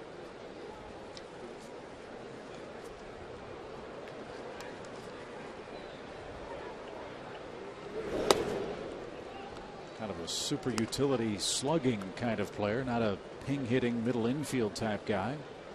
Jones has played 5 games at first base. This is his 59th game as the Pittsburgh right fielder. Yeah, it was expected that when they signed Matt Diaz that it would be pretty much a platoon between he and Garrett Jones. There's Matty back in Atlanta. His swing's coming around. Comes to town hitting 273. And 286 against lefties, which you'd expect. So 2-2 to Jones, who was 1 for 2 tonight. And now a full count.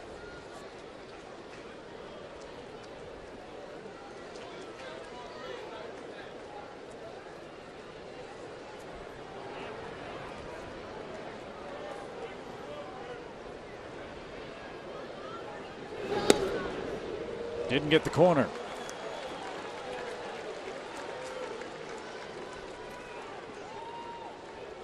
One on, one out for Neil Walker.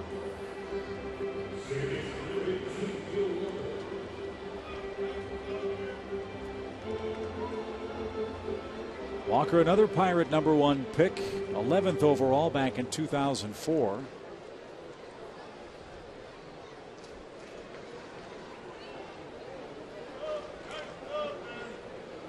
He missed some time last year with concussion-like symptoms. Still hit 296 in 110 games.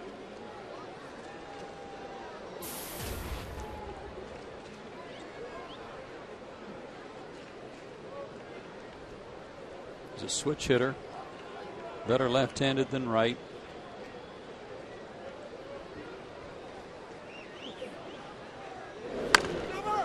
Has some power, can run a little bit. But again, defensively, it's just another adjustment. He had been moved from behind the plate to play third base, and then when they signed Alvarez as the second pick in the draft, and he was working his way up, then they, in the minor leagues, moved Walker to second base and said, kind of a Martin Prado type thing, you know, okay, well, here's your new position, and he's learning on the job.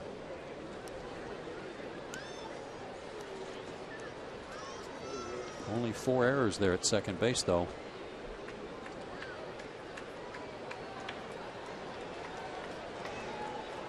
Moderate lead for Jones at first with 1 strike and 1 out.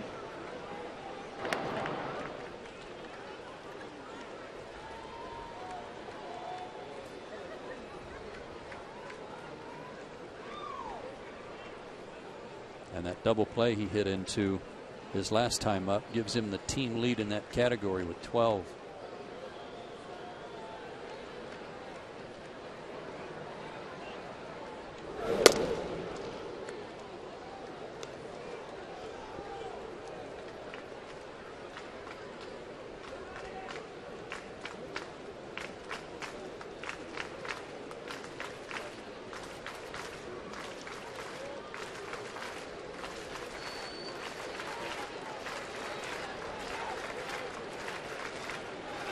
Pitch out, or a swinging ground ball. It was a pitch out. He put it in play, and the throw to first in time.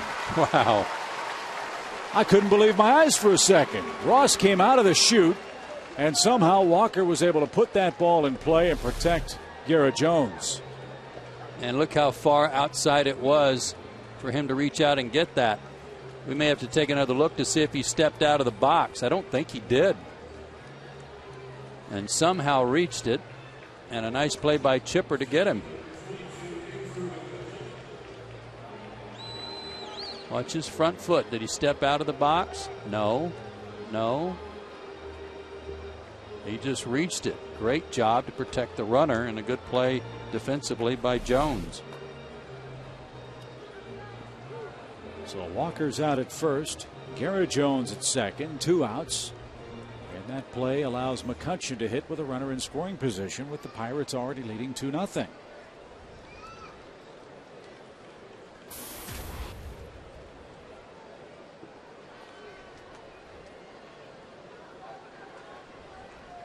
It was like a Sandlot play, wasn't it? Mm-hmm.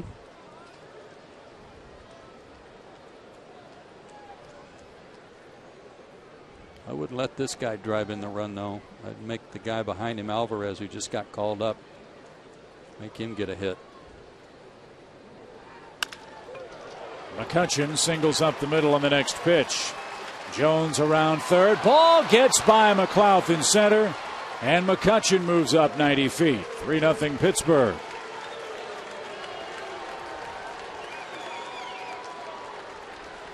Single RBI, I presume E8 to allow McCutchen to move up. 19th RBI this month for McCutchen and his 60th for the year.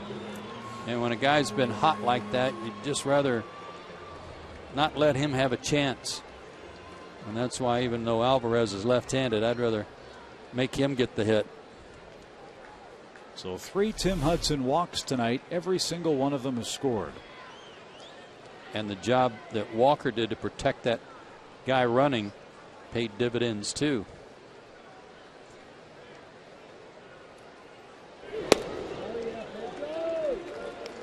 Strike 1 to Alvarez. His walk, scored, and singled.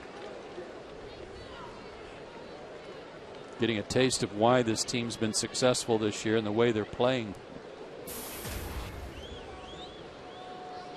The Pirates 3 runs on 4 hits. And a big one from McCutchen. Now 0-2.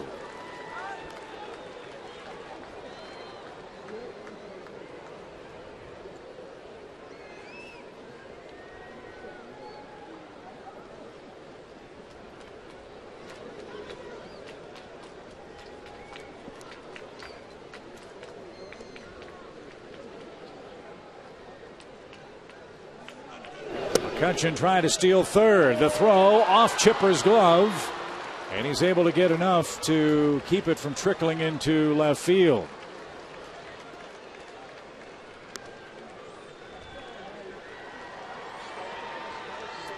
"16 steals for McCutchen." Tough pitch to throw on for David Ross, and his timing was off just a little bit. Pitch was down and in, and he was already in his throwing motion, but he hadn't quite got the ball out of his glove yet. Now David's got to block a ball in the dirt with a fast man at third base and a 1-2 count to Alvarez.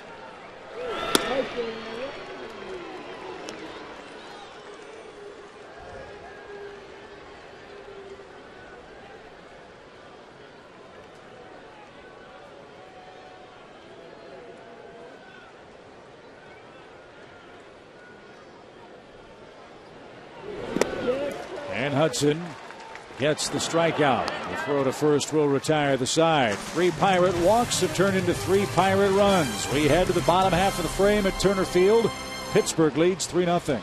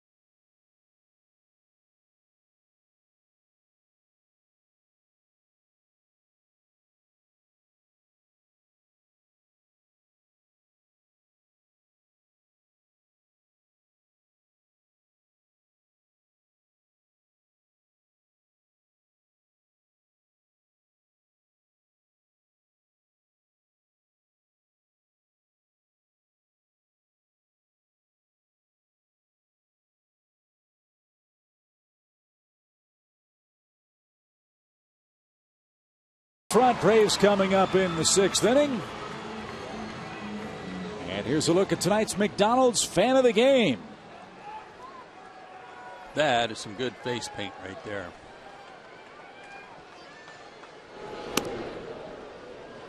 Kind of like it when the kids have their game faces on when they come to the ballpark.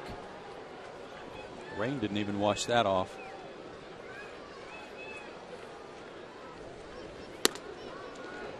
So Chipper will start things off. McDonald has pitched a terrific game. He's qualified for the victory. He's struck out 9 through 5 scoreless innings.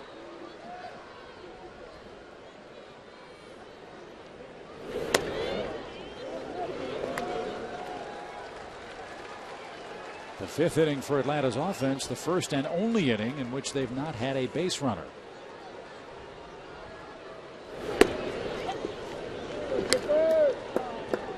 Chipper will try to change that. He's ahead in the count, 3 balls and a strike. He has not had a walkless game this year. Chipper missed it. Fly ball into right.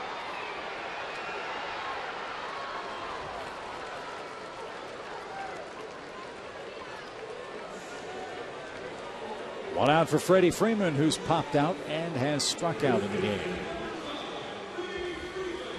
He's only had 3 starts in which he's only walked 1 man. So he's on tonight. And he's been tough for the Braves to beat, as you mentioned. McDonald's given up just 2 earned runs now in 22 innings against Atlanta lifetime.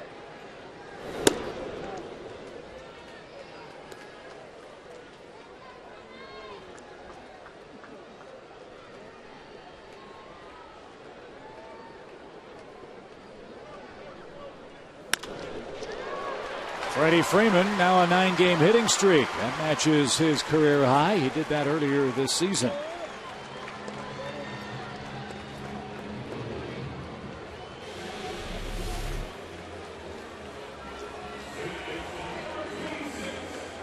Fastball up, left it up and out over the plate. Freddie dives in and gets it.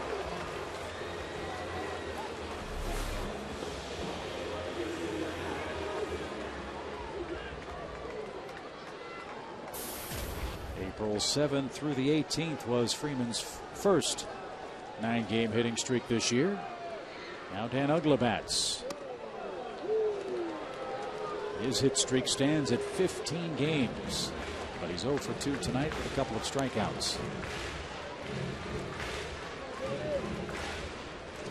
His fastball is not what it was at the beginning of the game.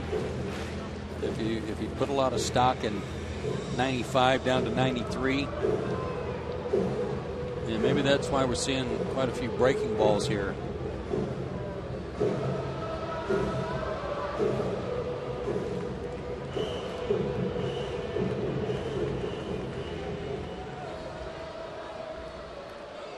A long ball makes it a 1-run game.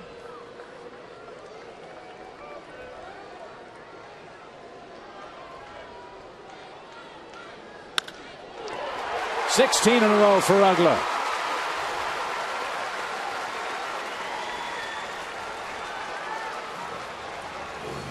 .91 on that fastball.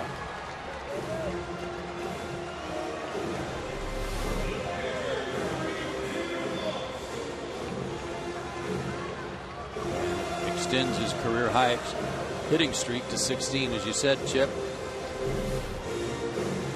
We'll see if that gets their bullpen busy. It's been a good pen all year. David Ross now could tie the game. David hitting .300 in his starting assignments for the Braves with 4 homers and 16 RBIs. Again, Ray Searage visits the mound for Pittsburgh. Let's give the pen a chance to get organized down there. Euclides Rojas, the bullpen coach, stirring them up. Joel Hanrahan is their closer. He's an all-star this year, having a great year.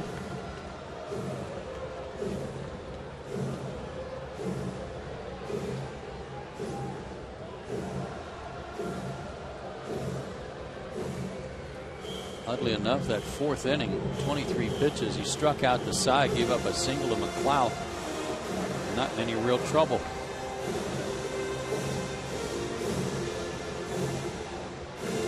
Atlanta's had a runner in every inning but one of the first 6 played tonight.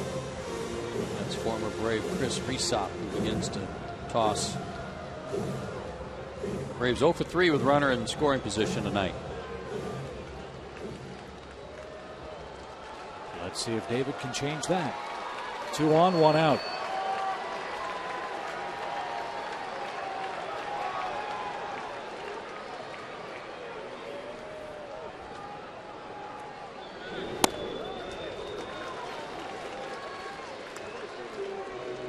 His fastball not as sharp, his breaking ball not as sharp this inning.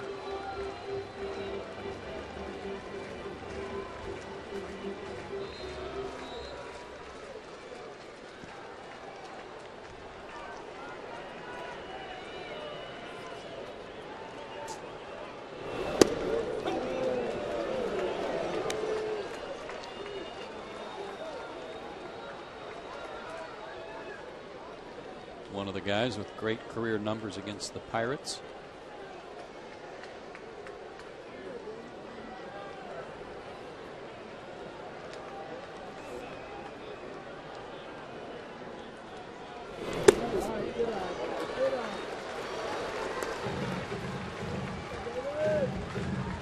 He appears to be trying to aim that fastball a little more than he was early in the game when he was just cutting it loose. He's been behind all 4 hitters this inning. Remember, he's behind Chipper 3-0. Got him to fly out. Freeman and Ugla have singled back to back. Now David a 2-1 count.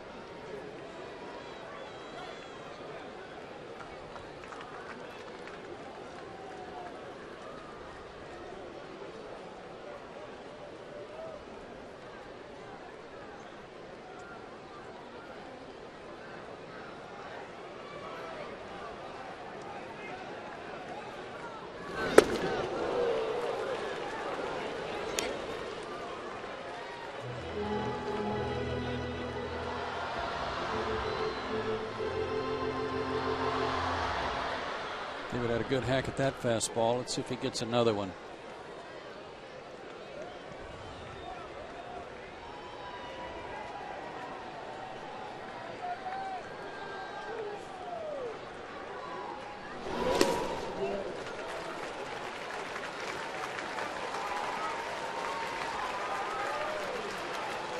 Three balls, 2 strikes. He's got a career high 9 strikeouts. Full count. You'd like to have a couple of guys in scoring position, but you do it at the risk of strike him out, throw him out again, which happened in the first inning.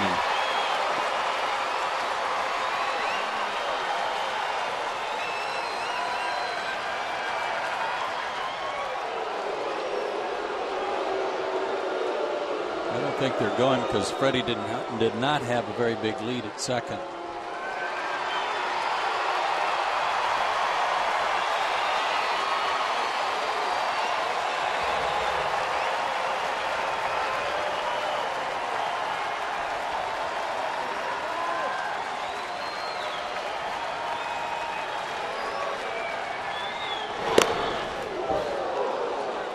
Interference. Catcher's interference. McHenry got absolutely smoked, and he's coming up holding his left hand.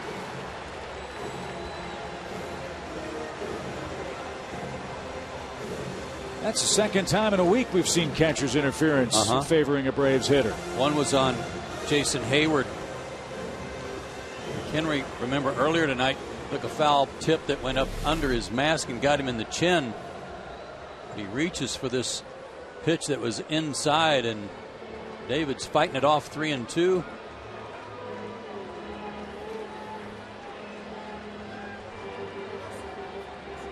Target was outside, so he had to reach across for it.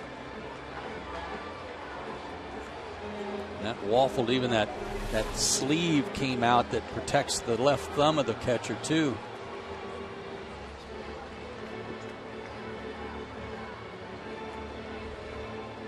As we mentioned earlier, the Pirates are awfully thin when it comes to their catching core. That's been a big problem for them. Chris Snyder's banged up. Ryan Doman's banged up. That's why McHenry's playing. And so on the catcher's interference, Charge McHenry with an error, and that will load the bases for former Pirate Nate McLouth, who's a perfect 2 for 2 at the plate tonight.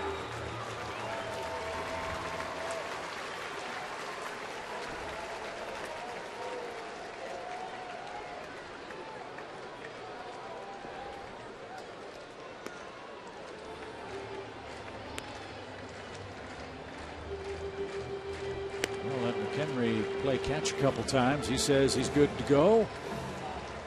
Bill Scott says talk it over with your pitcher, and McLouth will dig in for the Braves. Yeah, I'm not sure McDonald was all that fired up about having to throw a couple of extra pitches to make sure he was all right. Hey, I'm not playing with the third baseman. I'll rest a minute. Now Clint Hurdle on his way out. Has he made the decision to get McDonald? The answer to that is yes. McDonald goes 5 1/3 innings. Braves have the bases loaded, trailing 3-0.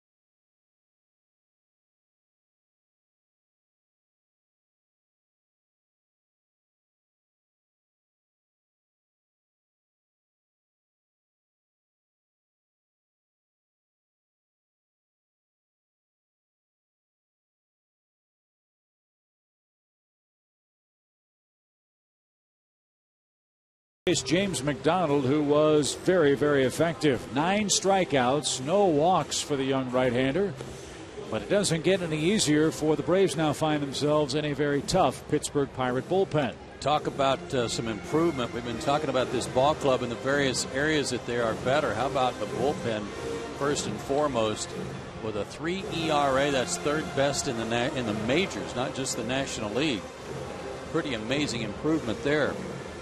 And Chris Rysop, the former Brave, on to pitch. He's inherited more runners in the major than anybody in the majors at 45, and he inherits 3 right here. 234 average against him, better than a strikeout per inning pitched, and he has not walked a batter in his last 10 appearances. And another Pirate who shaved almost more than a run and a half off his career ERA with this season. Rysop had a 5.16 career ERA with the Marlins, Dodgers, Braves, and Pirates coming into this 2011 campaign. And he'll face Nate McLouth with 3 on, 1 out in a 3-0 game. Well, there shouldn't be any secrets here from the Braves catchers who have caught Rysop. Be able to let the hitters know what to expect. But a golden opportunity again. The Braves again 0 for 3 tonight with runners in scoring position. Most of their rallies tonight have come with 2 out.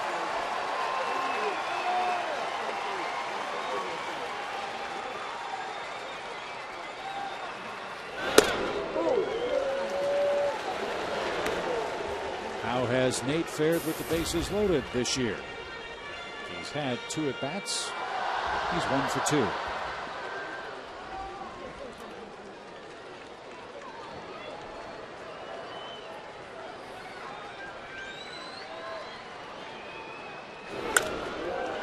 Popped up.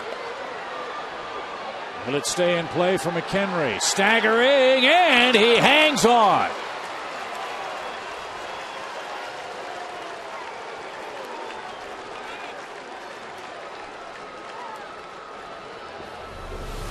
Looked like a high fastball.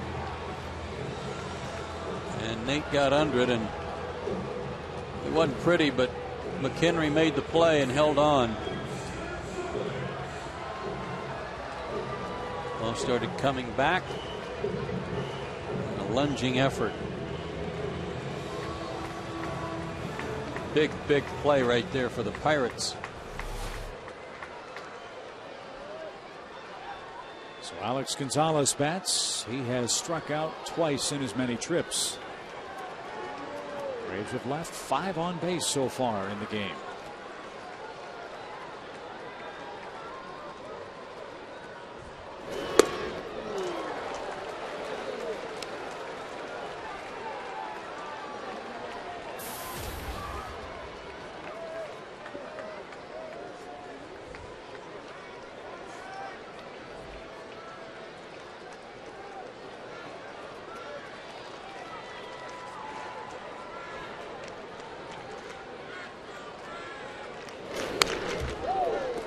Just like that, it's 0-2. Like Alex is trying to take that ball the other way.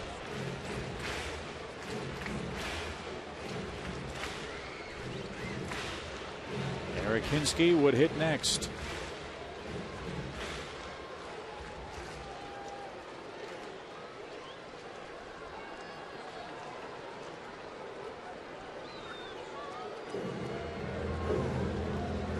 Long path for Rysop to make his way to Pittsburgh after the Braves let him go in 2008. He went all the way to Japan and played for the Hanshin Tigers. Finished the 08 season there, pitched all of 2009 there. Came back to the big leagues in 2010 with the Braves. He pitched 1 game with Atlanta. Then Pittsburgh signed him for the final 22 appearances he would make in the big leagues, and he had a good ERA. 1.89 last year after his trip to Japan for Pittsburgh.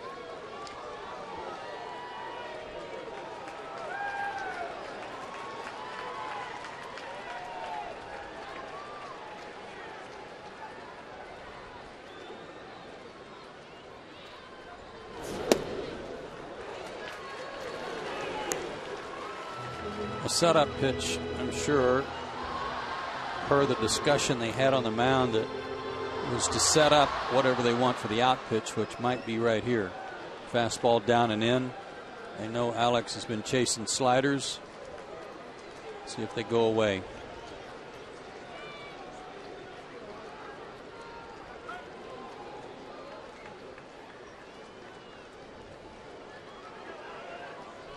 Two singles, catcher's interference, then a big pop out with the bases loaded. And a 1-2 count for Gonzalez with 2 outs.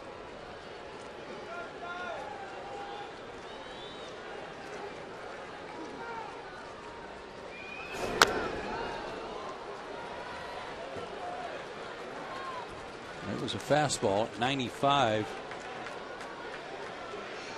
I'm not sure that's where McHenry wanted it, but it was almost a winner.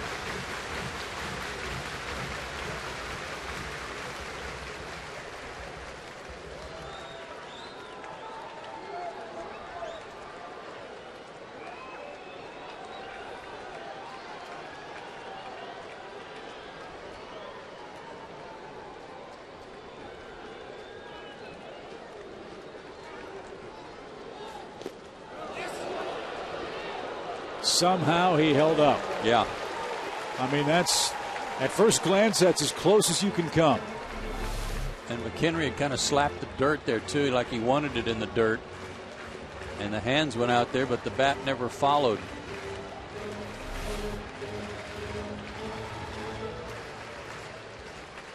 Here's where Rysop would like action. 2 balls, 2 strikes. Farther this at bat goes, the closer he comes to making a mistake with the fastball.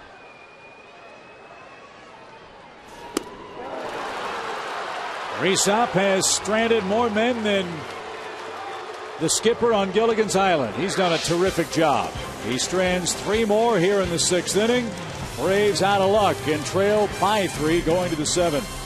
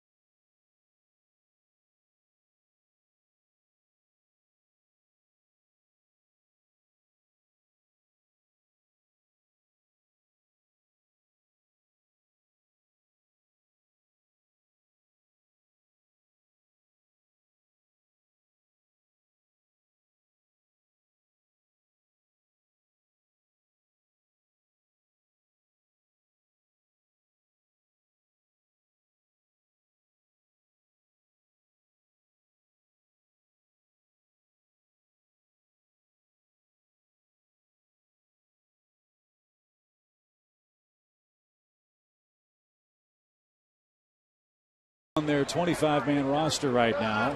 Started the year in the minor leagues. These kids are growing up very quickly. Pittsburgh tonight leading game one of this series after 6 by a score of 3-0. Chris Rysop with a big strikeout of Alex Gonzalez turns things back over to his offense with Lyle Overbay facing Tim Hudson.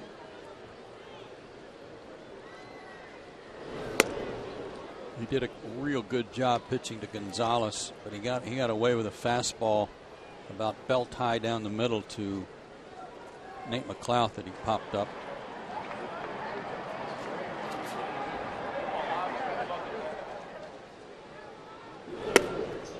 Braves would love Hudson to get through this 7th inning.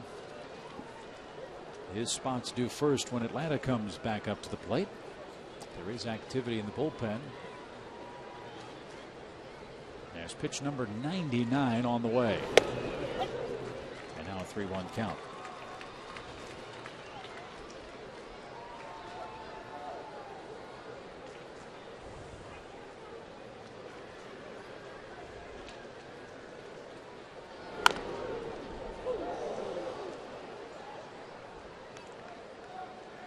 You okay down there, Wayne? 3 balls, 2 strikes.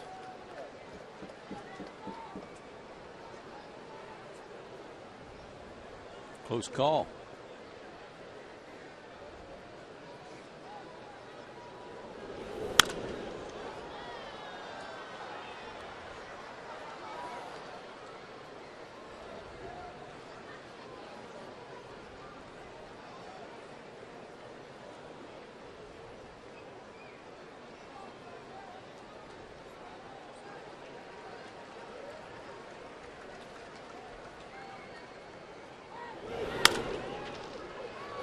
That ball took an interesting hop over the glove of Freddie Freeman.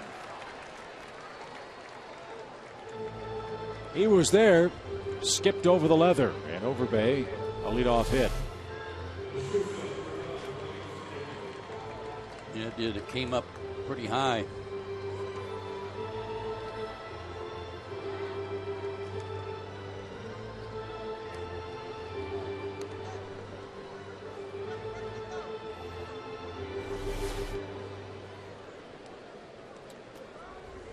Cedeno is 0 for 2. He had a 2nd inning RBI that brought home Andrew McCutchen. Pittsburgh has 5 hits in the game, 3 walks, all of them have scored.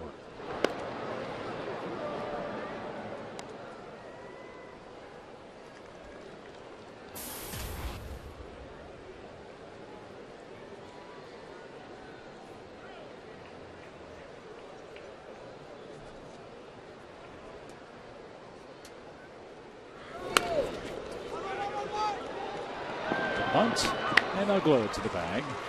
Overbay to 2nd on a sacrifice.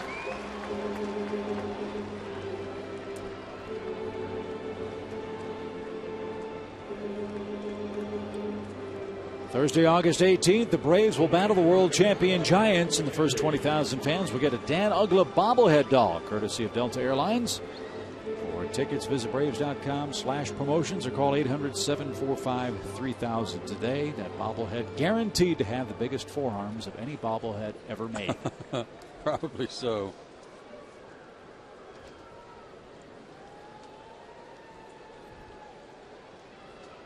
Pirates among the league leaders in sacrifice bunts, as you might expect. Playing some small ball since they don't have a ton of power. Again, 14th in the league out of 16 teams in home runs. Washington has more sacrifice bunts than anybody. Then St. Louis, oddly enough, Florida, and then Pittsburgh.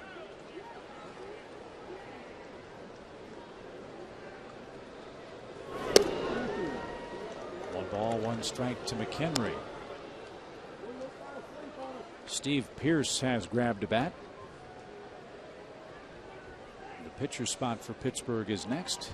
Pearce might hit for Rysop.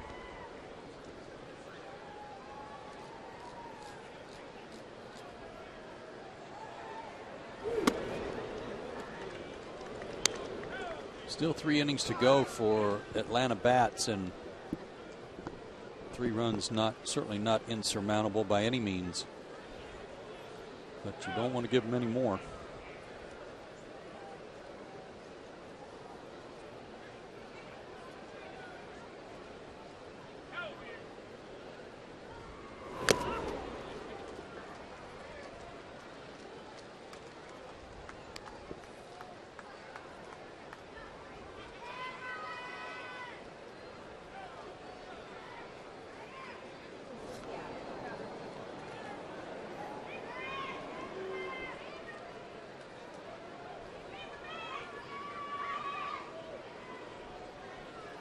Henry first got to the big leagues with Colorado in 2010. Played in 6 games, had 8 at-bats, and struck out 5 times. Then went to Boston, was at Pawtucket. And then the Pirates came a-calling when they had all their catching difficulties. Now a ground ball hit towards short. And an easy play to tag out Overbay, who committed a base-running blunder. That helps. Fielder's choice. Overbay out, 6-5 for out number 2. That helps a lot, because this ball was sharply hit. Got to Alex quickly, and Overbay was even running, looking over his shoulder back at Alex to see where he was going to throw it. So he didn't have much of a chance in any regard.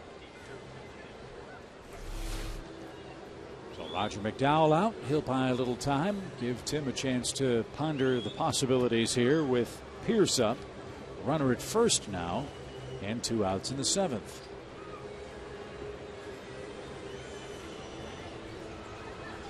Four for 14 as a pinch hitter.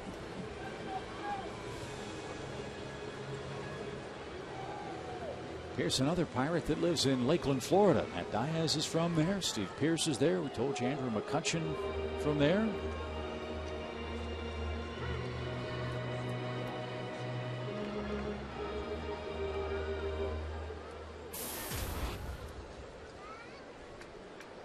Pierce, an 8th-round pick back in 2005 by Pittsburgh. Slowly but surely, they've drafted, developed, and brought their farm players to the big leagues. And Pierce, another one.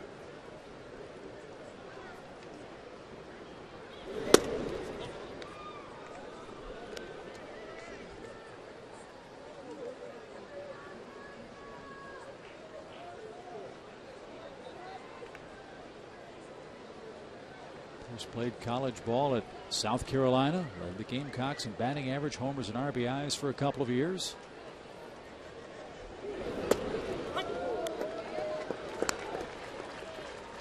One of the few times tonight Tim's thrown a slow curveball.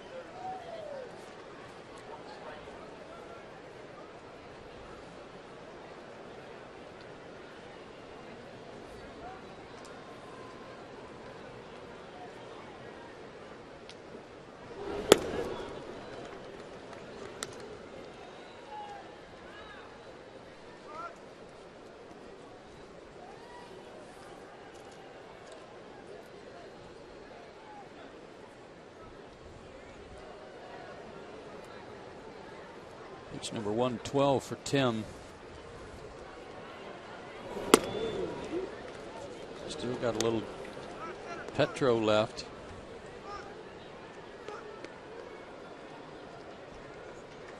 His season high is 116.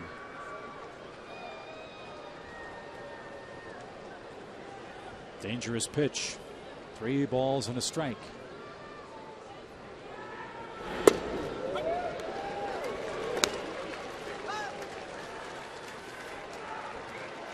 Tim's thrown a 5-hitter, but he's walked 3 guys and they've all scored.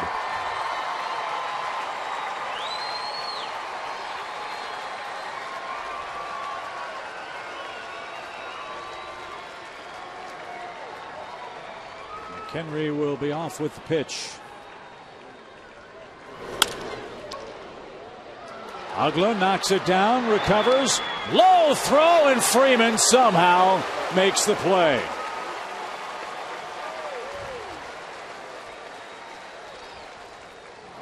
A hot potato at second.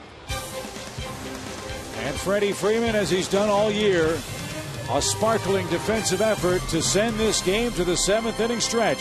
3-0.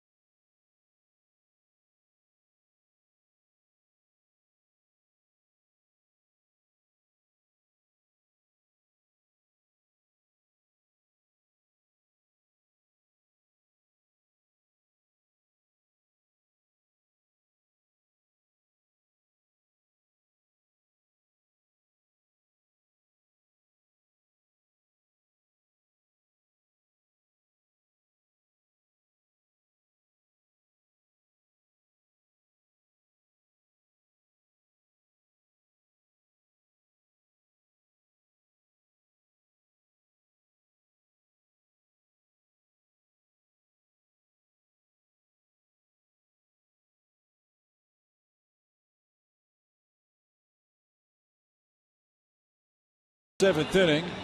9-1-2 on the lineup card coming up for Atlanta.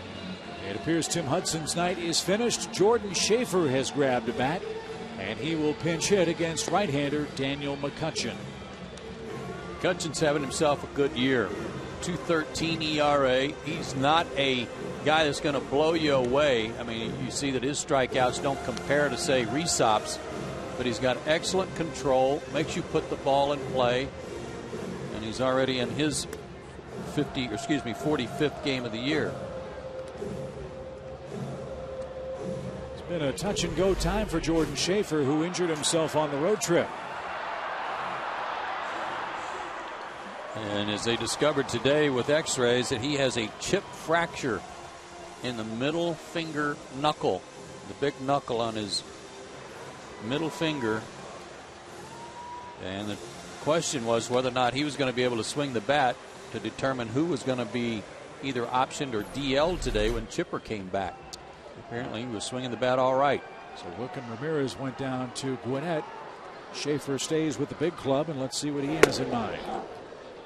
He turns it loose and is down strike one.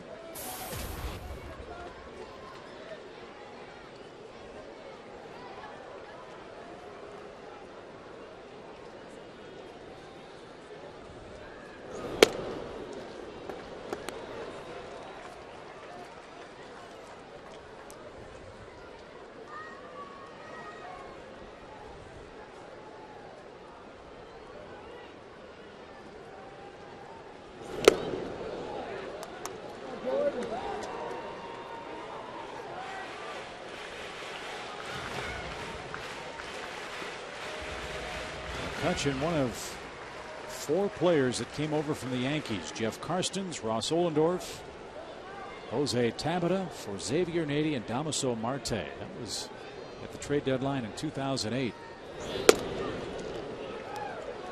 A very good deal for the Pirates. Sure stocked them with good players, didn't it?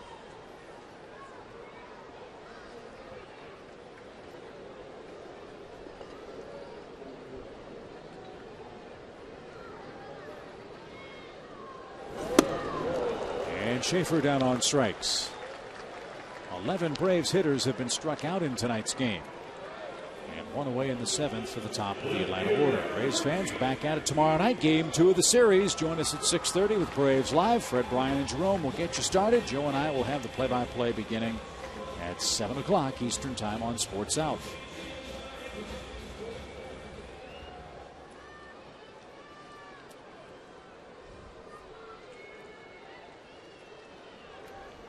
Tommy Hanson there in your picture against Karstens.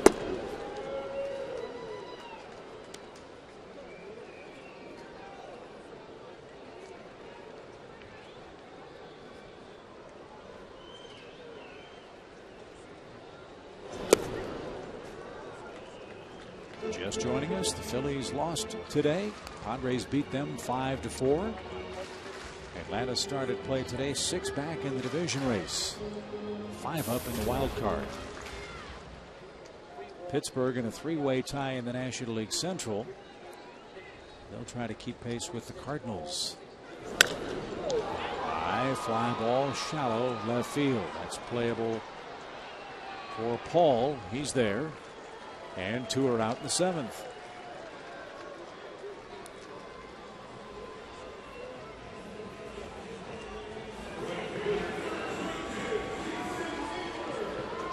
Here's Hayward.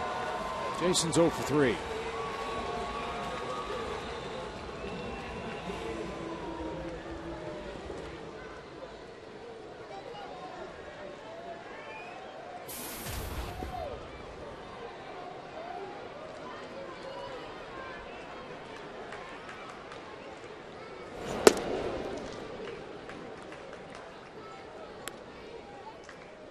Even with the return of Chipper tonight, the Braves still have not been able to put their opening day lineup back out there. To you say it's 11 times this year they've had him out there? Yes, 11 times in 104 games now. And the reason for that is McCann's not playing tonight. I'm sure he'll be back in there tomorrow.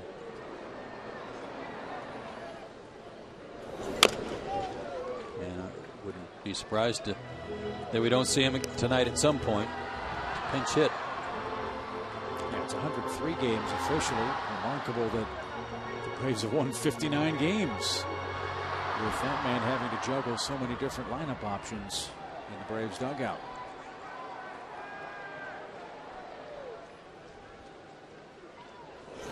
And Jason Hayward strikes out for the third time. And like I said, McCutchen doesn't strike out a lot of guys like Reesoff. Yeah, only 2 tonight, and we head to the 8th.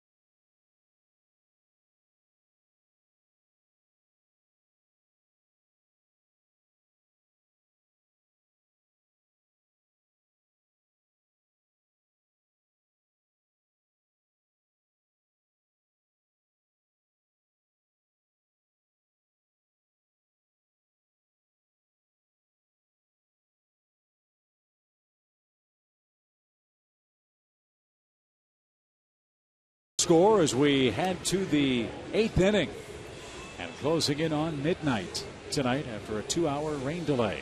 Second pitcher of the night for Atlanta is George Sherrill. He answers the AT&T call to the bullpen, and George will have the top of the Pirates order coming up.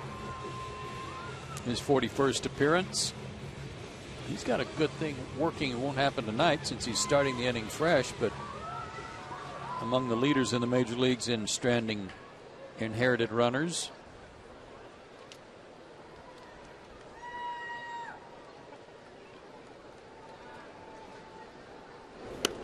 Tim Hudson went 7 innings, gave up 5 hits, 3 runs, 8 strikeouts, 3 walks, and all 3 walks scored.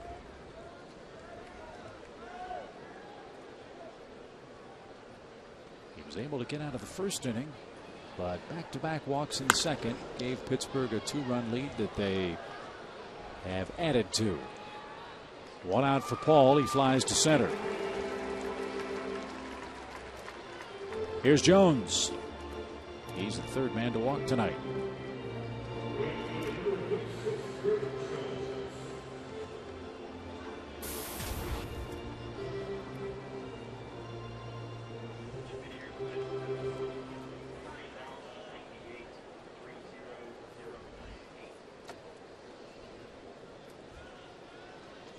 Nice crowd tonight, just over 30,000. 30,098, the exact number.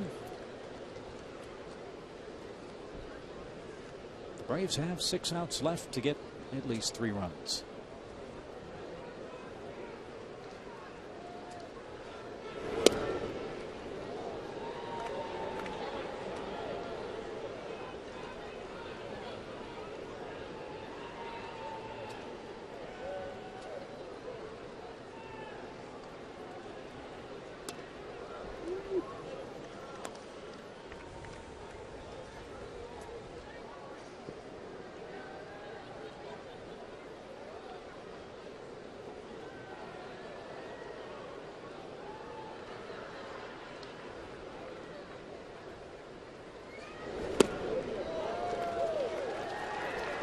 2-2.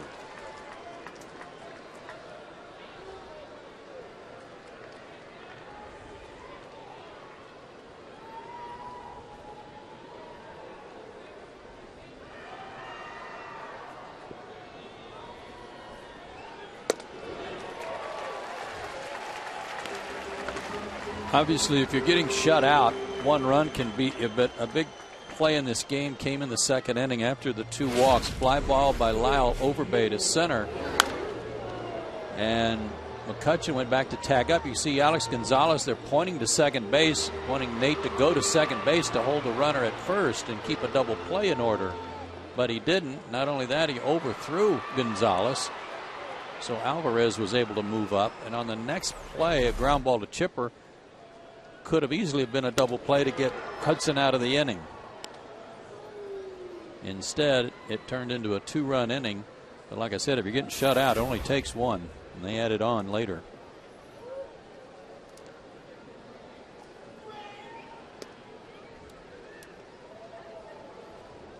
Braves have left 8 men on base tonight. They've had a base runner in every inning but 2 of the first 7 in which they've had an at-bat. Now Sherrill turns Walker around. Neal bats right-handed, and he's 0 for 3. And has just 1 hit in his last 17 at bats.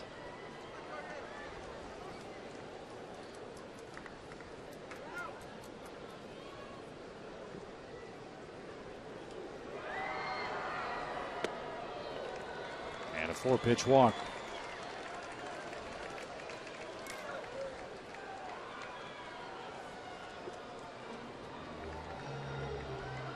Little surprise, the Braves pitched to McCutchen in the 6th.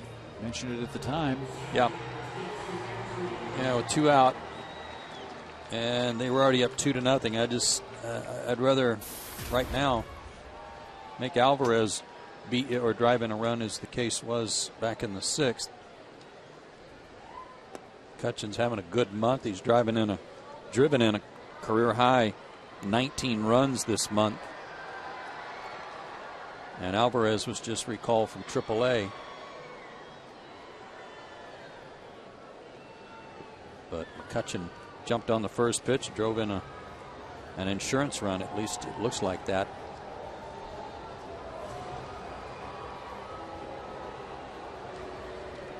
McCutchen's first hit against Braves pitching this year, and his 60th RBI.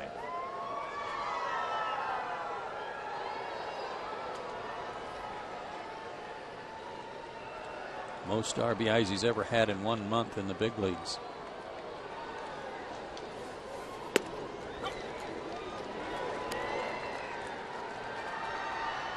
I mean, he's batting cleanup right now because of his production, but he can bat leadoff too.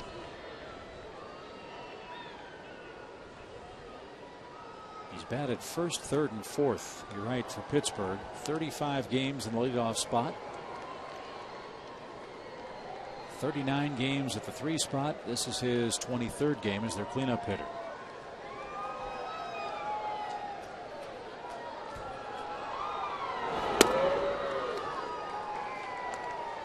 Pretty good pitch there. 3 balls and a strike. Low.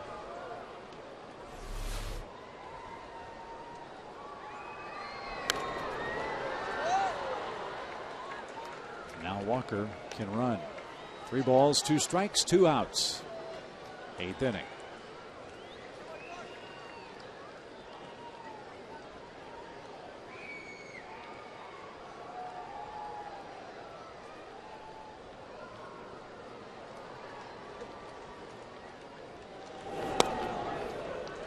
Back-to-back walks.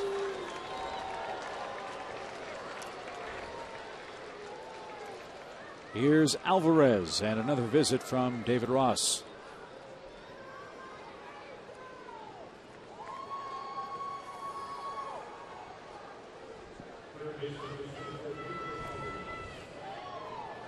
In the 8th, Braves will have Chipper Jones, Freddie Freeman, and Dan Uggla coming up. So you've got some big bats. Can't give the Buccos any more.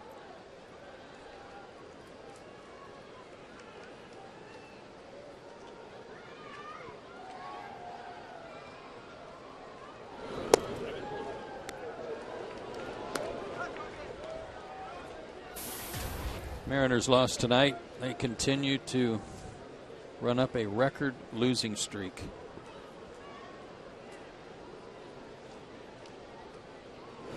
$16 in a row. They just started that series, right? They're in New York. Yeah. Yankees pounded them 10-3 tonight. And tomorrow they get Mr. Sabathia.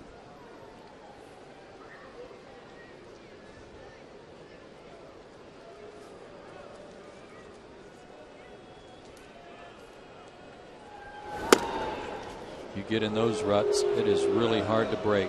It becomes so easy just to lose and to get it turned around. They were 43-43 before the streak started. Yeah.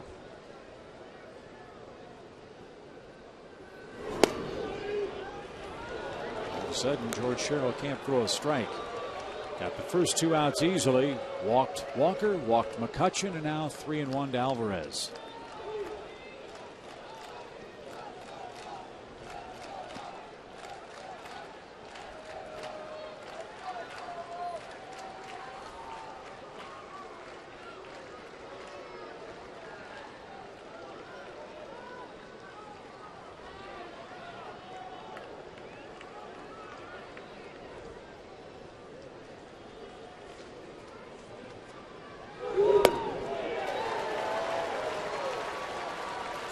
Breaking ball.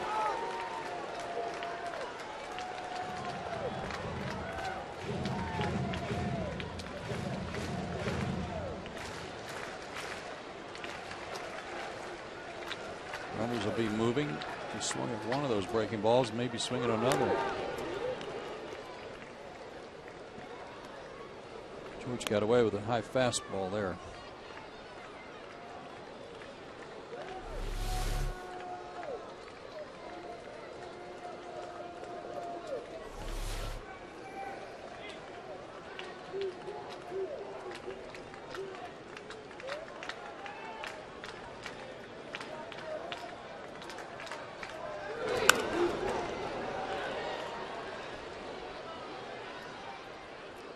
Fourth pitch of the inning. And again, Ross wants to talk it over. Cardinals beat Houston 10-5 tonight. The Astros now 33-69 for the year. Tough times at Minute Maid Park. Mets beat the Reds 4-2. San Diego beat the Phillies. 3-2 pitch, rolled to first, raced to the bag, and George got there just in time to retire Alvarez and the Pirates. Bottom of the 8th inning. Chipper, Freeman, Dan Uggla coming up. Still a close game. It's 3-0 Pittsburgh.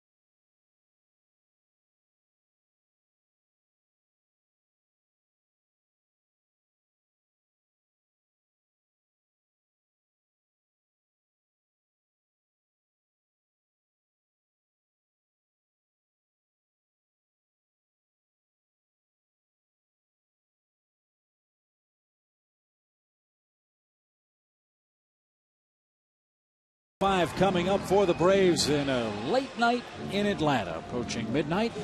And friends, get your tickets now for the Braves Alumni Weekend, August 12th through the 14th, when the Cubs are in town. We'll celebrate the '91 Braves worst to first team's 20-year reunion. Alumni Legends game on Saturday, August 13th, and autographs for fans throughout the weekend.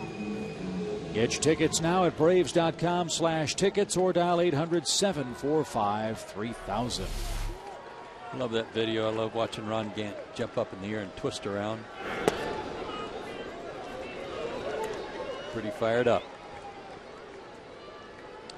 Chipper returns tonight, 2 weeks after knee surgery. He's turned it loose at the plate a couple of times in the game. He's 1 for 3. He now has an 8-game hitting streak. His average at .259. McCutcheon still out there for the Pirates, protecting a 3-0 lead.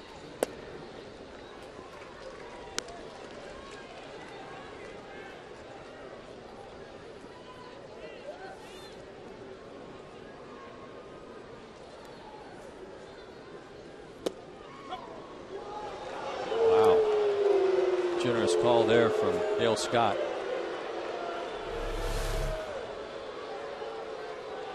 Tailing fastball, it never appeared to have the plate.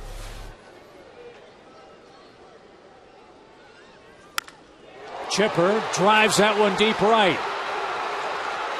3-1. Splash.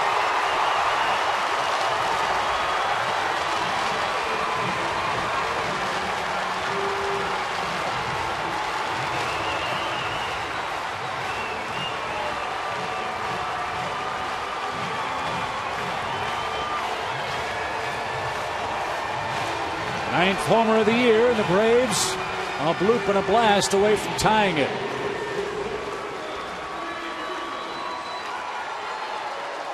Way to ease the pressure on your recovering knee. Pulled his hands in a little bit here, got the barrel to it, and it jumped.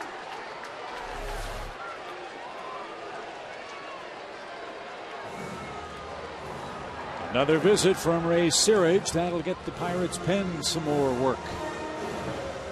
McCutcheon last year made some starts, didn't pitch so well out of the rotation, nor did he in 2009. But when they moved into the bullpen after he came back from AAA, he really found a niche on this ball club as a setup man. His fastball's in the low 90s, and I said he didn't blow anybody away. Doesn't usually. Well, he's thrown pretty hard tonight. Got 2 strikeouts last inning. But also, he's a guy that can go more than just 1 inning as a setup guy. And a real value to this Pirates team. So Chipper's home run spoils a shutout bid for the Pirates. And with nobody out and the middle of the order coming up, Braves have an excellent chance now. 3-1 game.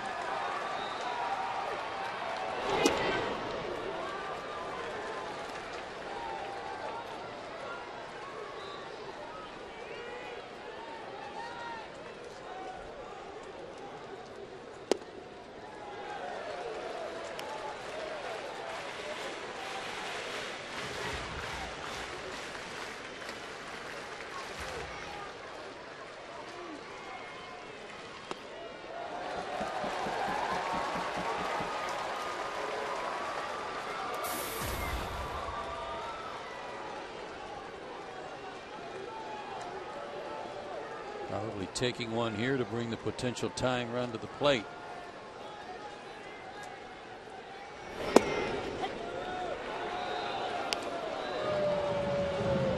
All bets are off now. 3 balls and a strike.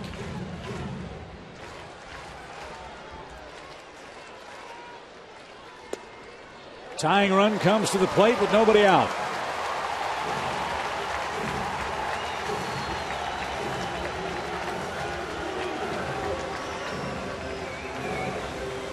Ball's in your court, Clint Hurdle, as Dan Ugla comes up. Jose Veras is loosening up in their pen.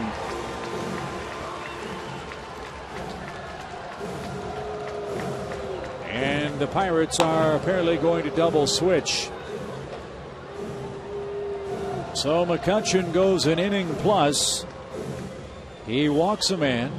He strikes out 2 men. Gives up 1 hit. That's the Chipper Jones homer. And Dan Uggla represents the game-tying run. We're in the 8th, 3-1 game now at Turner Field.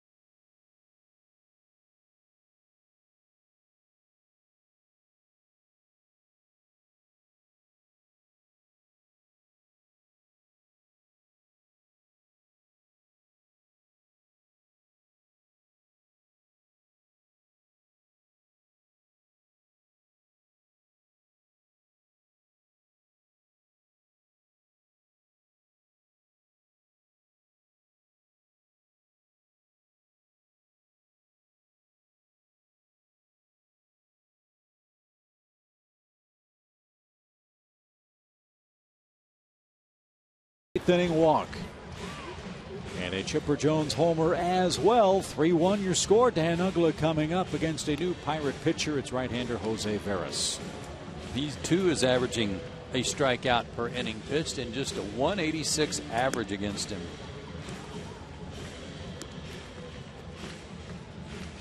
Great big guy that's been around a while. But the Braves hopefully catching him at a real good time. Veras hasn't been as good lately as those numbers would indicate. He allowed 2 runs in 2/3 of an inning on Saturday night and has given up runs in 3 of his last 4 outings. And with the pitcher spot due 4th in the top of the 9th inning, the Pirates double switch. Brandon Wood, former Angel, will come in. He'll replace Pedro Alvarez. Wood will hit in the 9th spot. Veras will bat 5th. And Jose will face Dan Uggla with a man aboard and nobody out. Braves saw Veras a lot last year with Florida. 48 appearances, 3-3, 3.75 ERA. Was a teammate of Dan's last year.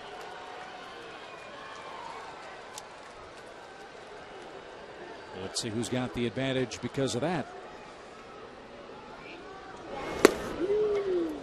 Dan was flinching. That ball broke about 2 feet. Strike 1.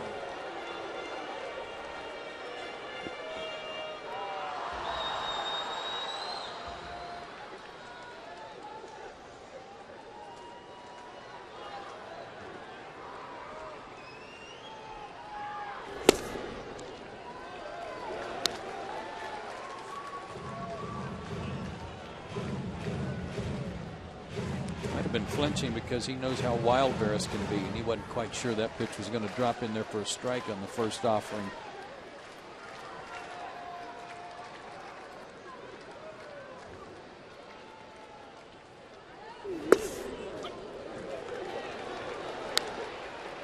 Big hole between 3rd and short.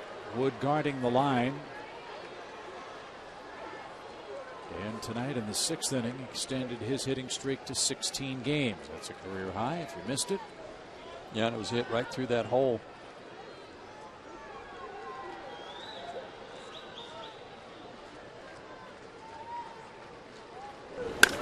Fly ball. Well hit center. McCutchen going back on the track.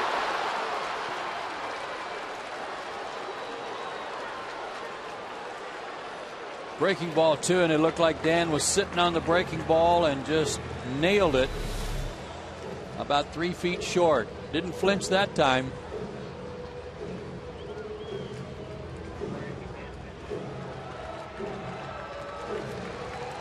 Fans in the stands there thought he got it too.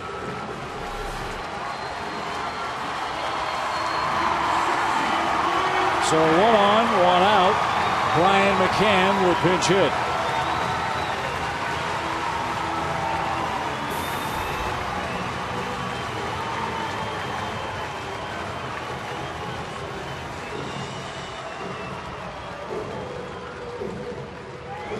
He popped one a long way last night, didn't he? His 18th of the year.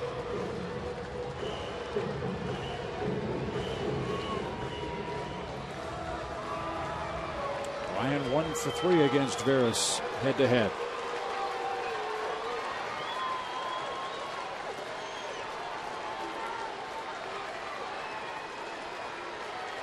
One for 4 as a pinch hitter with a homer, and that was a game-tying homer, was it not? With 2 outs and 2 strikes on him.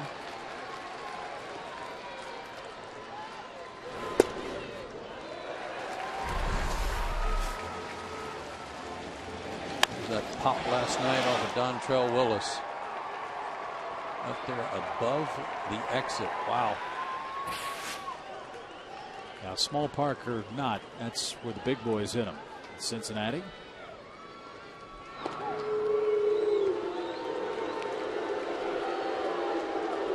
.446 feet, I think, was the guess. Quite a shot.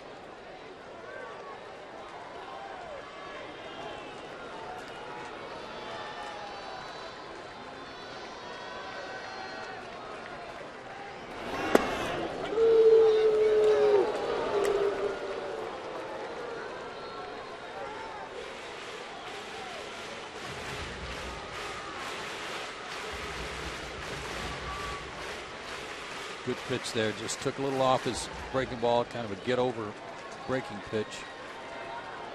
And he did get the call.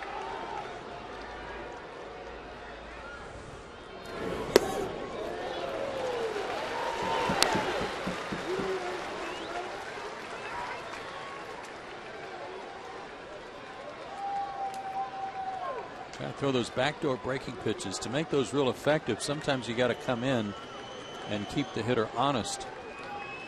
But if they come in on Brian, they better go way in.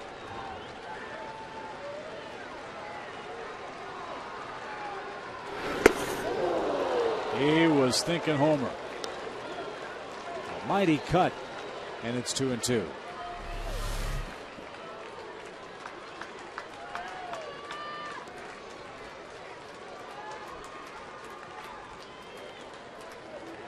Cut it loose, no doubt about that. In fact, his bottom hand came off the bat, as you could see, just a little bit under it.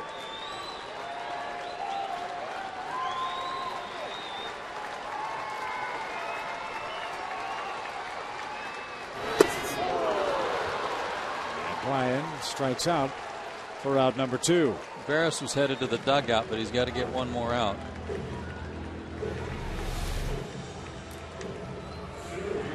That was not a strike. Nice going, Jose. Are you proud? What? Yeah, in this league, you got to get 3, right? They didn't tell me I was going to have to get 3 when I came in. Here's McLeod. 2 singles and a pop up with the bases loaded for Nate at the plate tonight.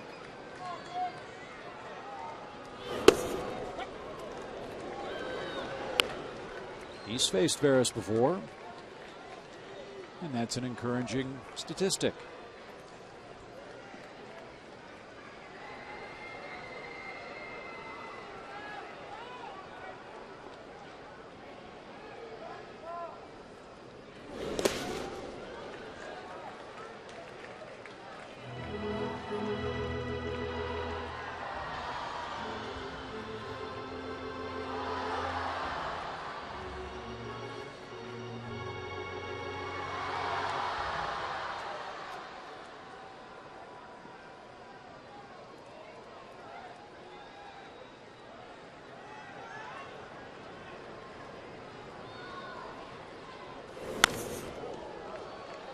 Good swing there. Not as much of a dip in his back leg. Against these hard throwers, you've got to stay on top of the ball. Good cut.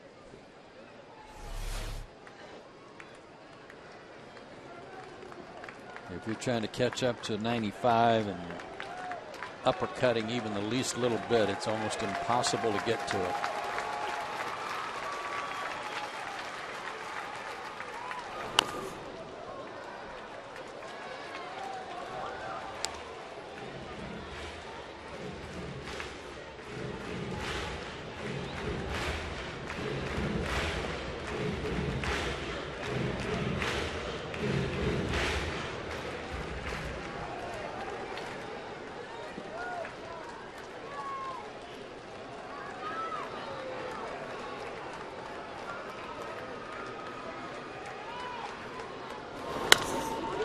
Popped up.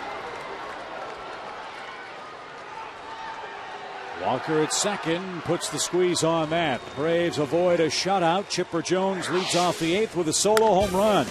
The 9th of the season, the 445th of his career. And we go to the 9th with Pittsburgh now leading 3-1.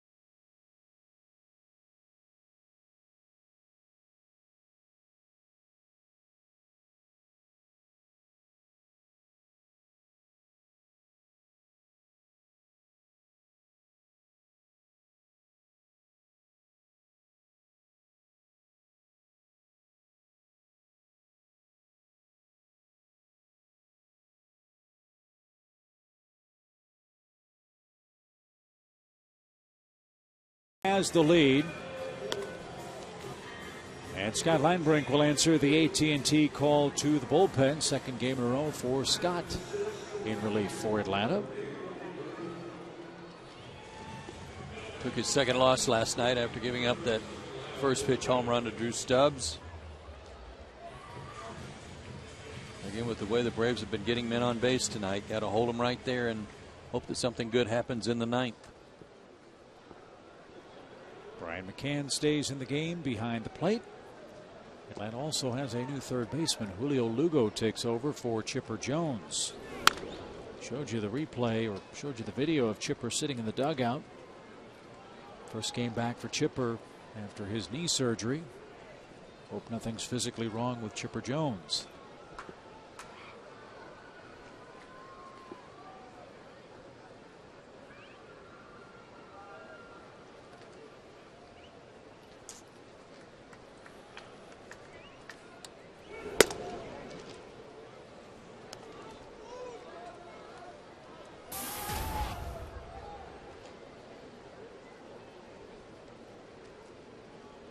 A 1-for-3 night for the Pirate first baseman Lyle Overbay.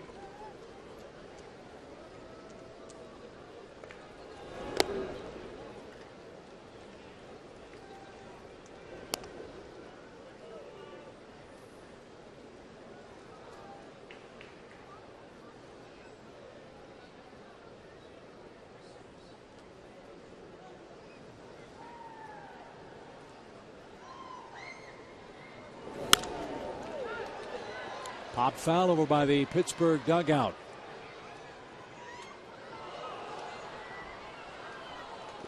Two and two.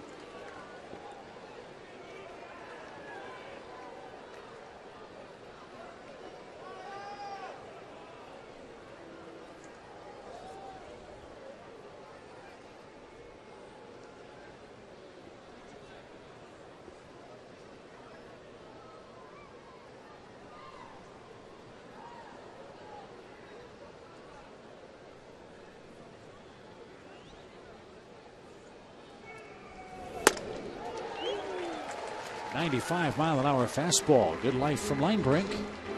Overbays the first out. Here's Chipper's homer and the aftermath. I just hope he didn't tweak his right knee a little bit there on that full swing and keeping that front foot locked down.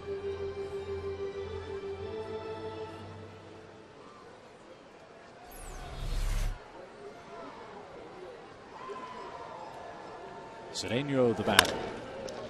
One hopper to third.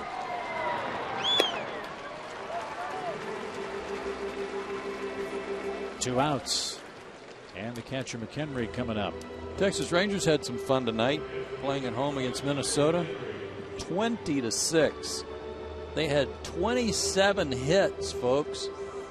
Ian Kinsler, Mike Napoli, and Cruz all had 4 hits apiece. Chris Davis of the Rangers, 0 for 6. Oh, always one guy, isn't Everybody else had at least 2 hits, but there's always got to be one guy that has to pay the price. 20 runs on 27 hits.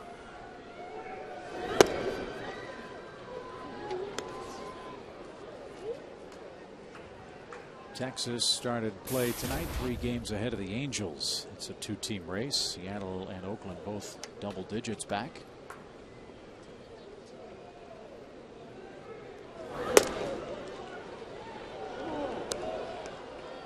2-0 to Michael McHenry.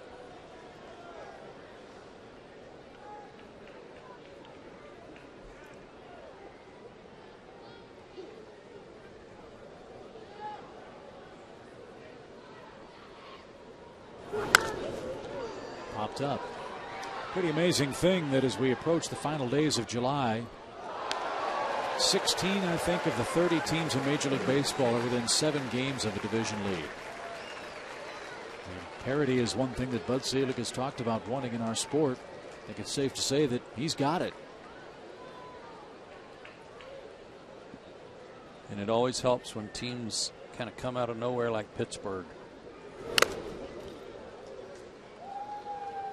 There you go, Brian.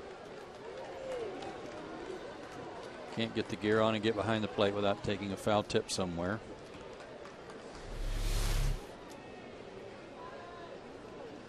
Off the shoulder. Oh.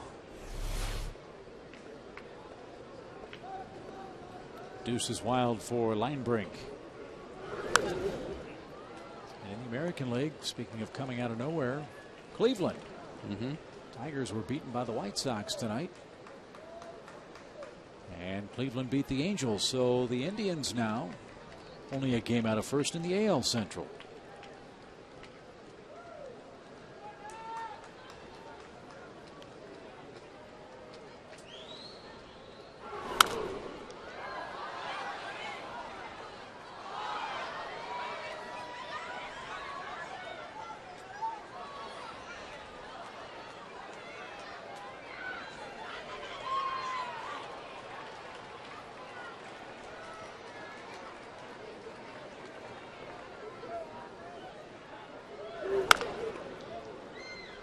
Lugo at third, cuts it off, throws out the catcher. Linebrink a 1-2-3, top of the 9th inning. Bottom half, last chance for Atlanta. Braves down 3-1.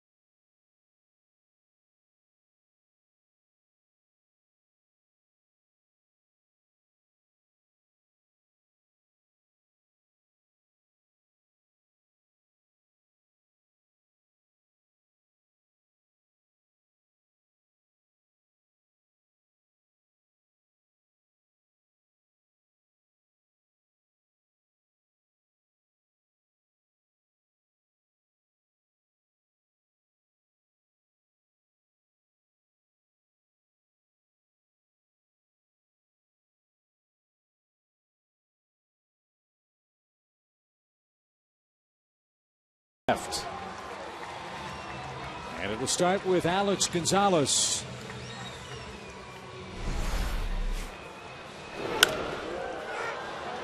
And this, our Toyota play of the game. And it was a beauty. Well, not really that pretty, but a great play, and it worked with the bases loaded. The pop up from McLeod hit the glove, about to pop out. He gets his bare hand over there to cover it up. Nice play by McHenry for the Toyota play of the game. So leading 3-1, the Pirates call upon their closer, Joel Hanrahan. He'll try to nail things down for the Pirates. And you talk about having a terrific year as a closer. Look at the eye-popping numbers for the Pittsburgh right-hander.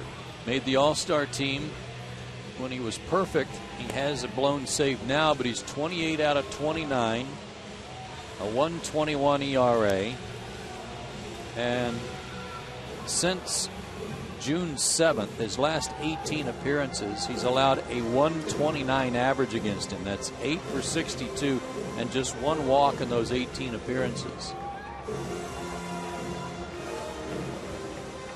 So Gonzalez, Lugo, Prado, Hayward, pitcher's spot, and that'll probably be Hinsky if it gets that far. Let's hope it does. 3 strikeouts for Alex tonight. Lined and caught. A bullet, and Walker robs Gonzalez. 1 out.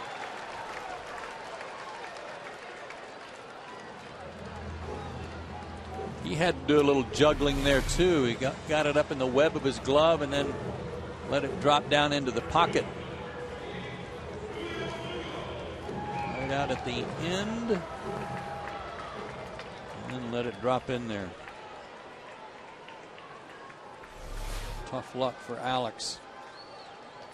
Julio Lugo bats. He's faced Hanrahan a couple of times. He's walked once. He's 0 for 1.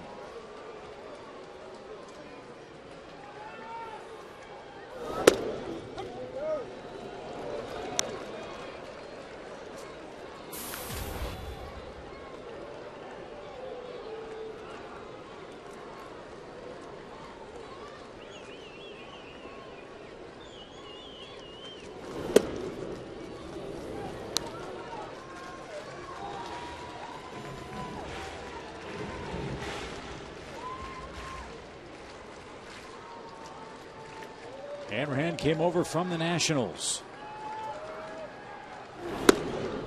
His career really changed when he started throwing more strikes. He was a wild guy when he first came up with Washington. But he's really come into his own this year with the success he's had.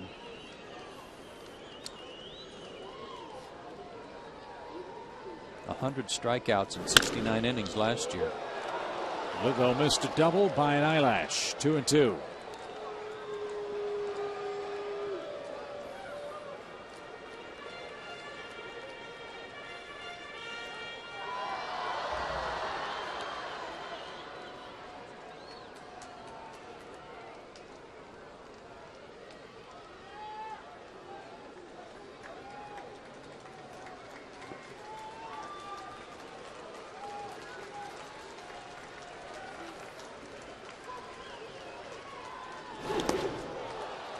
That ball in the dirt, and the peg to first is the second out.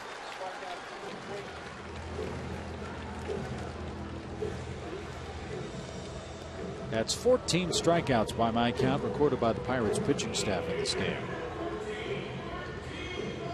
That's what I've got. McDonald 9, Resop 1, Daniel McCutchen 2, Veras 1, now Hanrahan 1. 9 and 5 1/3 innings for McDonald. Final hope, Martin Prado. Hayward on deck. There are 2 outs. 98 on that pitch from Hanrahan.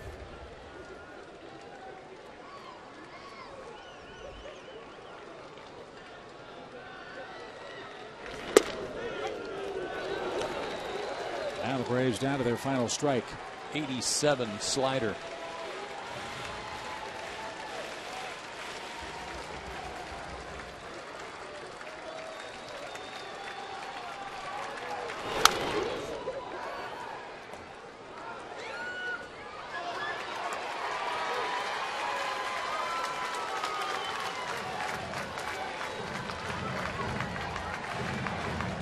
5 hits for the Pirates tonight, but 3 walks and they all scored. At least that was the case for Tim Hudson.